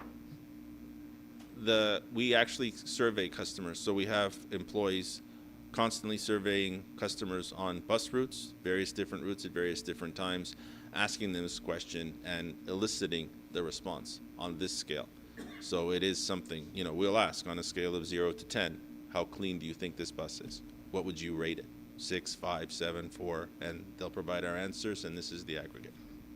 So is it formatted in such a way it gives you a realistic answer versus being one-sided for one period of time, or what? I'm just trying to get a sense for. Yeah. Oh, no, it's a good question. The question itself is not a leading question. It doesn't lead to one answer or the other. It is just a completely subjective question. It is entirely in the customer's realm of their own perception, their own estimation of what they think. We don't say, this bus is clean, would you agree on a scale of 0 to 10? We actually say, on a scale of 0 to 10, how would you rate the cleanliness of this bus? Nothing subjective, nothing further on it. Go ahead. Rob Goodwin, AGM Research and Analysis. So our team conducts this survey. I'm happy to share the survey instruments with everyone so you can see how the questions are framed and how people can answer, if that would help. And so the questions, I'm sorry. Good morning. Just one note from the podium. I think we're having some technical, just project. Okay. Yeah. Feel free to yell. I'm happy to share those survey instruments with the entire board so you can see how the questions, and there's a number of instruments. There's a whole suite of questions we ask about basically the entire customer journey, not just on the vehicles, but waiting, purchasing their fares, transferring, et cetera. So happy to share those with you. No, my only question is that surveys, you have to be very careful how they're structured and conducted, or you'll not get the appropriate information. Yeah. That's all. But Yeah, absolutely. it takes a lot of thought to put it together. So, as Rob has mentioned, fortunately for us, we have a very crack team of research and analysis that knows exactly how to state those questions and present those to us. And Mr. Pond, if I may, the Rob's team and the surveyors, the folks who do the work, are trained, for surveying. So while Mr. Lopes is presenting the results of the information, it's not in operations hands to conduct the surveys or to kind of analyze it, but again, take that information and then take action on what's being shared. So I feel pretty confident that the way we're doing the methodology that Rob Goodwin's team enacts is appropriate and fair, and we're not biased in any way. So you don't send out someone larger than Jonathan Hunt. Right. And oftentimes they also give folks on the trip that an opportunity if they want to ride with them, so they're not rushed, as they fill out the survey. So they do a really good job of that. Rob, if you want to share any more about the process, that's fine. Just Go ahead. I want to speak for you. So our current methodology is actually paper-based. We used to actually we'd interview people, but now we give them the survey, they fill it out. It helps remove potential bias. And we coach our interviewers on that. Don't use leading questions. Don't kind of respond in a way that might make people feel like, oh, I want to answer something more favorable because I don't want to upset this MARTA employee. So. Ms. Ide? This is all great. I think it gives us all a lot more insight into what's going well, what's not going well. On bus on-time performance, if a route is canceled so it doesn't go at all, does that go into these numbers, or are these only looking at routes that actually leave the station?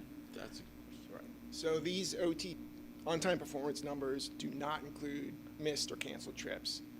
But the other metric on canceled trips includes that piece of it. So the bus miss trip rate includes cancellations? Correct. Okay. Those numbers are great. I feel targeted because the number 6 in my neighborhood's canceled every day, just about. So, do you have it at a route level or a region level? And I will say, I'm sort of making a joke. For a while, it was canceled literally every day, or at least 4 or 5 days a week. It's getting better. So this makes me really happy that it's this low across the system, because that's not, you know, I get the notifications for the routes that I would ride, and my experience doesn't match with this, but I'd love to see sort of across the different route numbers. But this is so much, you know, it's just, this is a lot more meaningful data than we were getting before, so I appreciate it. And to your point, and to Rob's point, there is, you know, there's only so much time we have to present this and a certain level, but there is a lot more behind it. So happy to share, happy to, you know, engage in any way you'd want. Ms. Scott? You mentioned a concern with attrition, and with that, just for clarification, our mobility drivers are hired by MARTA or the contract? The mobility drivers are hired by the contractors to MARTA standards. Right. What about the training? The training is vetted by MARTA. It is delivered by the service providers. MARTA has vetted the training. MARTA attends the training. MARTA is present at every step of the training for every class. Thank you. Ms. Bolton Harris? Thank you. As far as the metrics, which is great for the customer evaluations, but is there no national benchmarks that you can measure against it like other agencies, or is this all brand new that people are asking these questions? That's the expert's question again. Hang on a second. I don't know if there's necessarily a national benchmark, but there are other agencies who ask similar questions, so we certainly can provide information. Where like, I'm thinking off the top of my head, BART in San Francisco has a similar kind of questions that they ask. So we can provide some of that, but. I mean, just from context, because I mean, like, you know, like mid 6, 7 ranges. I mean, based off of how the number line is, I would assume that's, you know, it's not 2, but you know, does it match to what other industries or other networks are dealing with?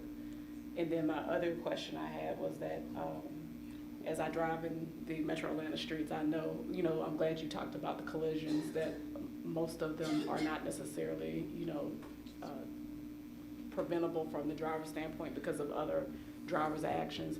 Are there any plans for any marketing types of information to, like, you know, we always say ride with respect, but as far as drivers, some type of marketing communication to try to get drivers who don't necessarily utilize the service to be able to respect the buses? I mean, obviously, you know, school buses, they have, you know, you have your speed zones, which you wouldn't have for public transit, but just some way to try to mitigate collisions, to just remind drivers to please, you know, it's a bus, you know, just like I know with a 16-wheeler, I can't cut in front of it, even though I do see people do it, but, you know, just something, just a marketing strategy just for the non-riders.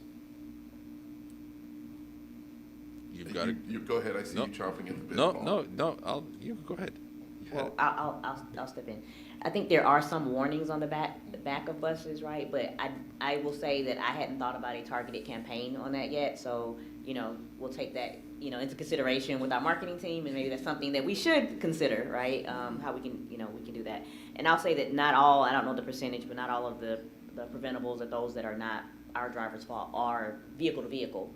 Right, there's some of them could be, there's a tree limb or something that's in the, you know, over the roadway, or there's something there. So, Miss Gina from DSQA stepped up, so maybe she's already. Yeah, good morning. I'm Gina Major, Deputy Chief of Safety and Quality Assurance, and I presented last time and talked about some of the initiatives that we were doing.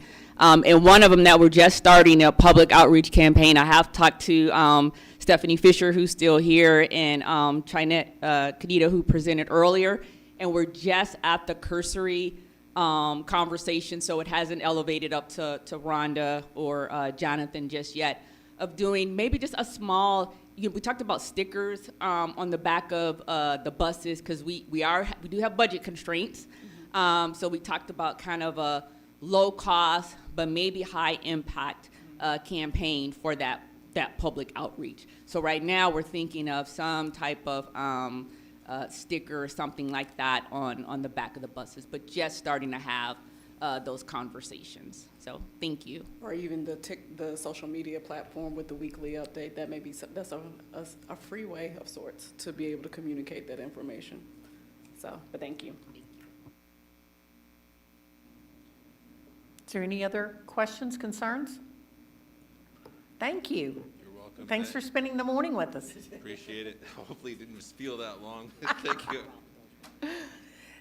The only thing left, Before you Oh, move I'm on, Mr. Goodwin, when you come back up, we are developing, and it's in beta. It's literally this morning went to executive team and some other folks. But Rob, would you share because we did hear from the board about some other ways of presenting this data, not only to the board, but to the public, and we're responding to that, but just take maybe 90 seconds. Yeah, so last month I mentioned when I briefed the committee that we're developing an online dashboard that you can see from anywhere at any time with the latest KPI data. And so, as Mr. Hunt mentioned, it's being reviewed internally. But the plan is to provide you the link to that, which you just access through a web page before the end of this month. So, and then that eventually will then get pushed out to the public. So you'll see it first. I mean, that's the plan for the future. You'll see it first. Once you've seen it, everything's good, your question's answered, it goes out to the public. And hopefully also some additional functionality that you could dig into more detail if you had questions about, for example, complaints, the nature of complaints received, or some of the questions that you've asked even today. Like you eventually be able to click in and see some of the details about, maybe routes where you have high numbers of missed trips. But that's kind of down the road a piece. The beta test is functionality, look and feel, and that should be coming soon. Thank you, Mr. Goodman. Thank you, Ms. Welch. Sure. Anything else? So before we leave, you also have in your packet a briefing on the bus and mobility key performance indicators. And I would tell you that it's very interesting, and it kind of goes along with what we just looked at. So in your spare time, you might want to look those over. And if there's nothing else to come before the Operations and Safety Committee,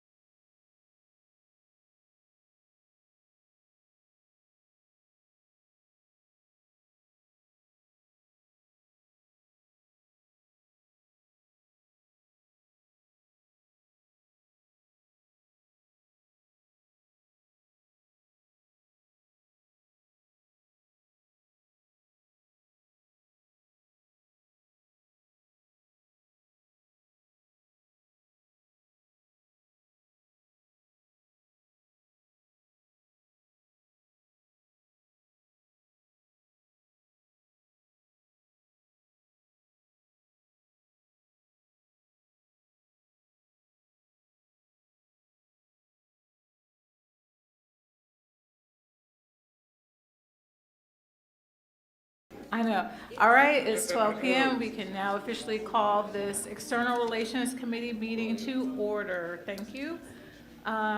We can start with approval of the minutes from October 23rd.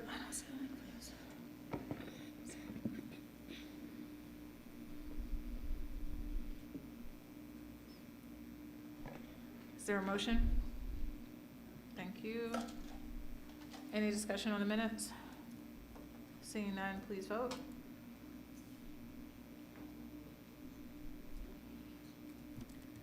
All right, we can move forward with a briefing from Government and Community Affairs for the year-end and 2026 legislative agenda with Ms. Jennifer LaRosa, Senior Director, Government and Community Affairs. Ms. LaRosa? Yes, I would like to thank the 4 people that stuck around for external relations today. Thank you, Chair Jones, Vice Chair Williams, ICEO Hunt, DGM Allen, which should be a DJ name if you already don't have one, and Chief Parker. I'm Jennifer LaRosa, and this is my first time presenting as Senior Director of Government and Community Affairs. I'll begin the presentation by telling you a little bit about the great work we've been doing around public engagement.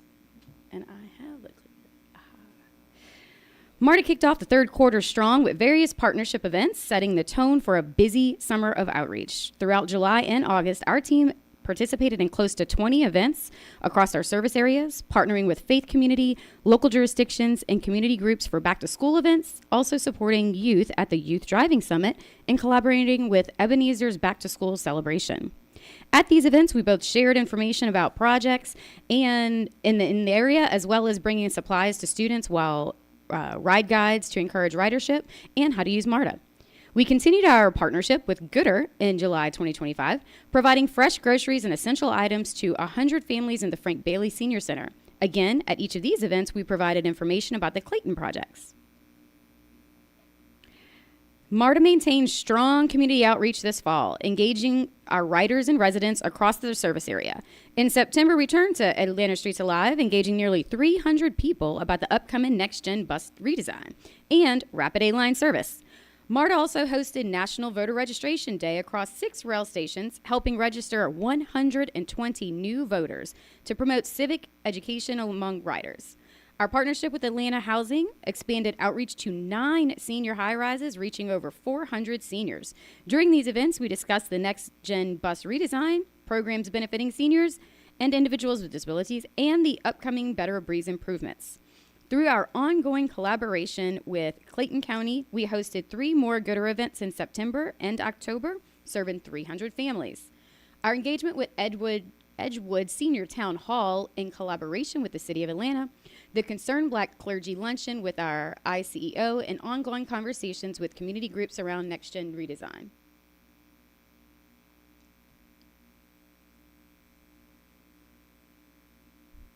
As we wrap up the year, MARTA's engagement efforts remain strong. In November, CEO Hunt and the Government and Community Affairs team will meet with the Concerned Black Clergy, actually today, here at HQ to discuss key community priorities, including new MARTA initiatives, job opportunities for the unhoused, programs for seniors, and preparations for the upcoming FIFA World Cup.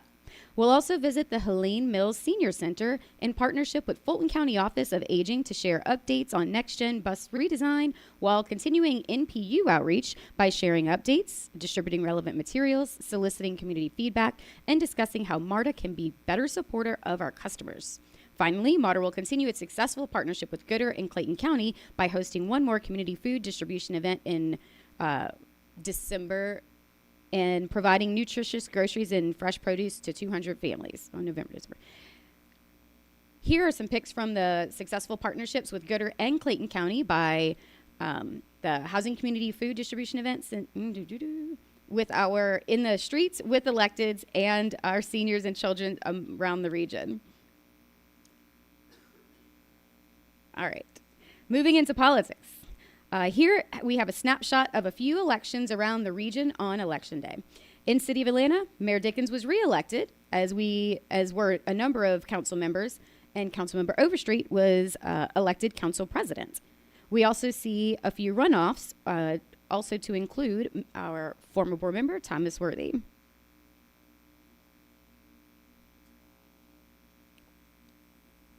Across the region, we had a few other items of interest in DeKalb. DeKalb, Lithonia annexation missed it by just a few votes. We also see 3 mayoral races that went to runoff in Fulton. These include Sandy Springs, South Fulton, and Roswell. As we approach the holidays, we also look towards the next legislative session. This will be the second year of a biennial and a year of all state offices to be elected. MARTA has 2 priorities. Our camera enforcement legislation would allow MARTA Rapid buses to utilize camera enforcement on the new MARTA Rapid A line, aka Summerhill, the first BRT in Georgia. This would help ensure the success of the new mode, protecting the investment by all parties. This legislation made it further than ever last session, but didn't quite make it to the finish line. We keep seeing the issue get wrapped up into school zone cameras, and this is still live and waiting. The school zone camera bill is still live and waiting for a final vote between the chambers.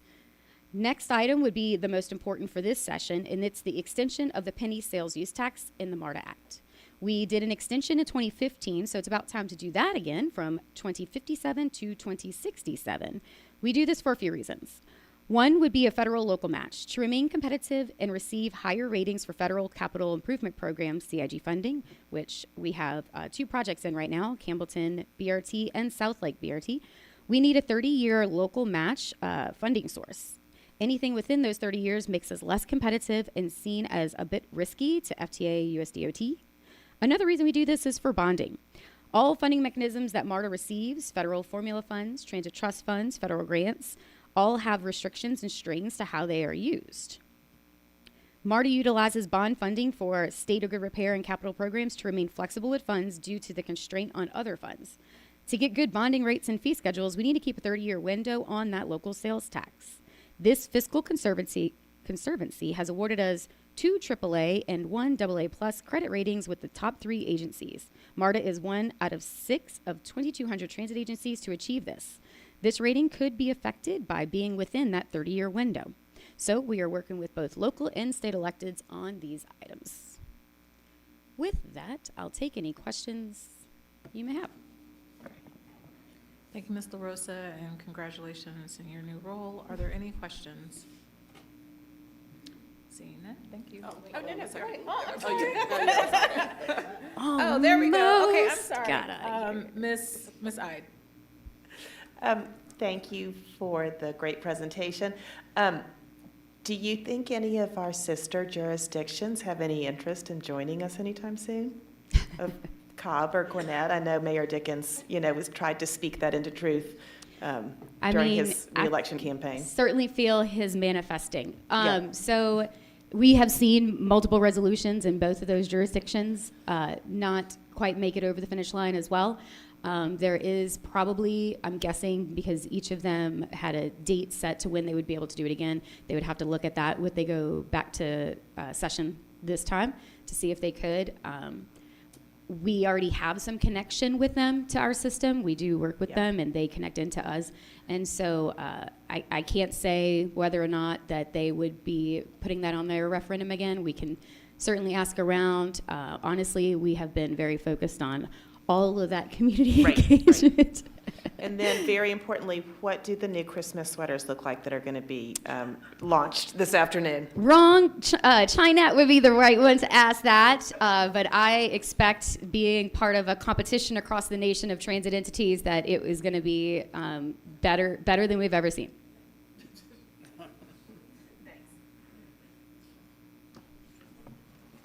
Ms. Bolton Harris.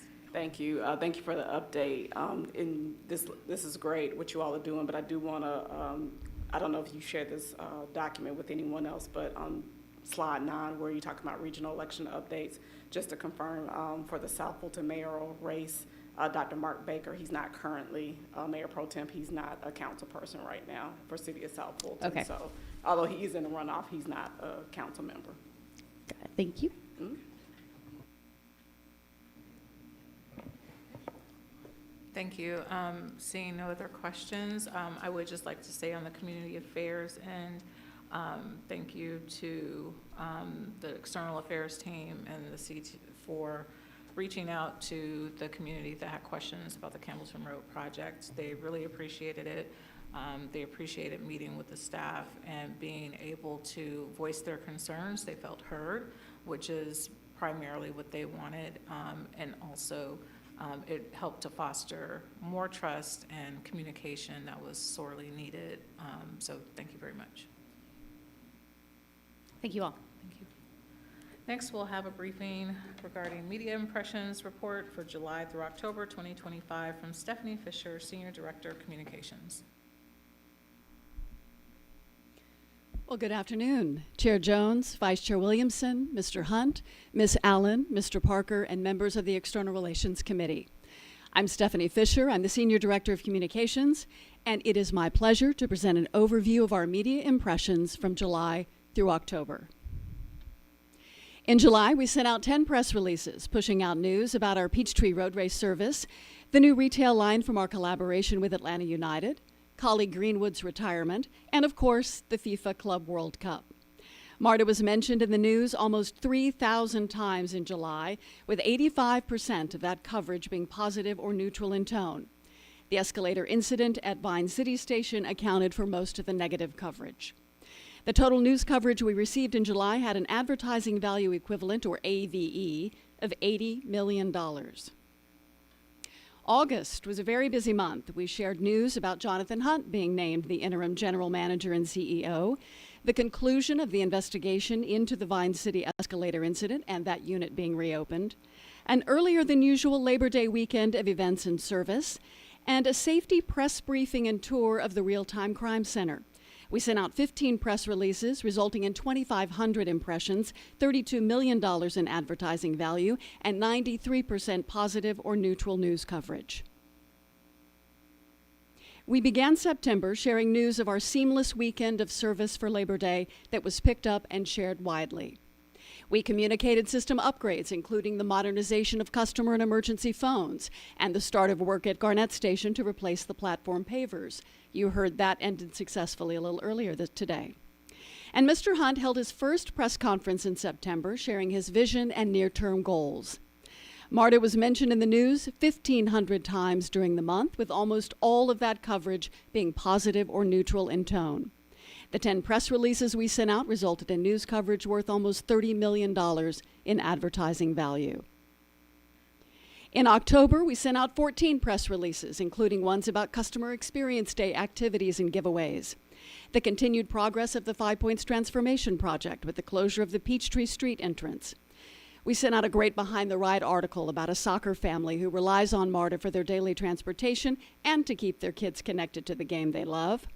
And we held a construction kickoff event for the Better Breeze Fair Payment System over at Lindbergh. We received 1,650 impressions in October, worth $33 million in advertising value, and almost all of the news coverage in the month was positive or neutral in tone. We had another great quarter of social media engagement with over 4 million total impressions on X, Facebook, Instagram, LinkedIn, and Nextdoor. Beyoncé was the queen of social in July, where we saw almost 2 million views, likes, and shares. Posts about taking MARTA to her concerts were our most popular. In August, it was Taylor Swift's turn, as our post about her Life of a Showgirl album garnered the most likes in the month that saw almost 800,000 social media engagements. Posts and reels showing off another new train arriving for testing were the most popular in September, contributing to close to 670,000 views, likes, and shares. And it was a special shout out to longtime station maintainer Curtis Perdue in October that received the most engagement there. Over 700,000 people interacted with MARTA on social media during the month, and Mr. Perdue's story resonated most. Another form of social media engagement that is really resonating with our customers and stakeholders is the increased visibility of Mr. Hunt and CT members out on the system. This strategy puts more eyes on our vehicles and our facilities to spot and address any issues. It allows leadership to connect with frontline staff and customers. And when we share it on social media, it reinforces MARTA's renewed commitment to providing safe, clean, reliable service. And if you'll look at the second from the left there at the top, when you get a vocal critic like Darren Givens praising your efforts, you're moving the needle. Strategically telling MARTA's story and highlighting the good has resulted in months of positive news coverage and social media interaction. We've also recently begun posting short videos called the MARTA Minute. I know you've seen them, where Mr. Hunt and members of the C team will be running down highlights of the week, including project updates and community outreach. And I look forward to sharing metrics about the success of this strategy the next time I come before you. Thank you for your time, and I'm happy to answer any questions. Thank you, Ms. Fisher. Ms. Ide?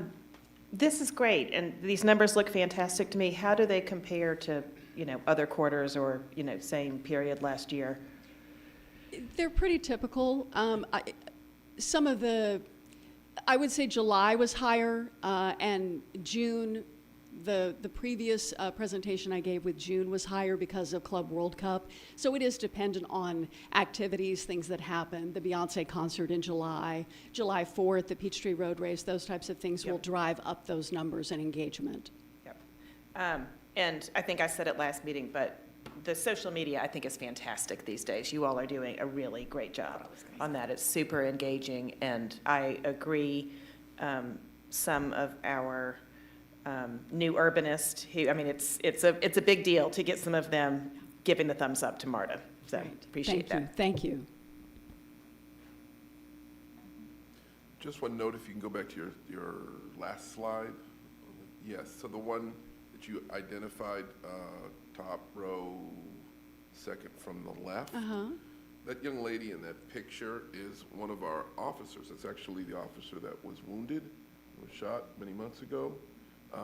And that smile on her face wasn't just for that picture. It was, I ran into her and she was talking how happy she was back on modified duty and how she didn't want to be at home. And she was just happy, and she's helping out with the cadets at that time that was taken. So just a note on that one particular officer. Thank you for that. Ms. Hardage? No, I just want to echo the same thing. I think the social media, I see it more every day. I actually look for it because it usually makes me smile. Most of the time it makes me smile. And so it's fun to see, and I think it was greatly needed. So thank you for everyone that's out helping us get the word out. Mr. Pond? Great information, great job. I just wanted to add one other thing, and I think it's something Jonathan and Rhonda have done, is I know those two plus Paul Lopes and Larry and a number of all the senior folks are on the train every day, and maybe not all of you every day, but senior executive staff is out there on the system seeing what's going on, and that makes a huge impact on all the people working for the system and hands-on as to the cleanliness and the operations. So I think, Jonathan, Rhonda, that was a great move on your part to have your senior level folks out on the system. So I agree, Mr. Pond, on the system and the garages everywhere, so thank you very much. Any other comments or feedback? Nope. Thank you, Ms. Fisher. Any other matters for this committee? Wait, Mr. Parker? Oh, sorry. As you all, Steve Parker, Chief of Staff, as you all are giving kudos to the comms team, today is the dome implosion anniversary, where our bus famously moved in front of the camera right before the dome implosion, and we have a post on that today on Instagram. Check it out.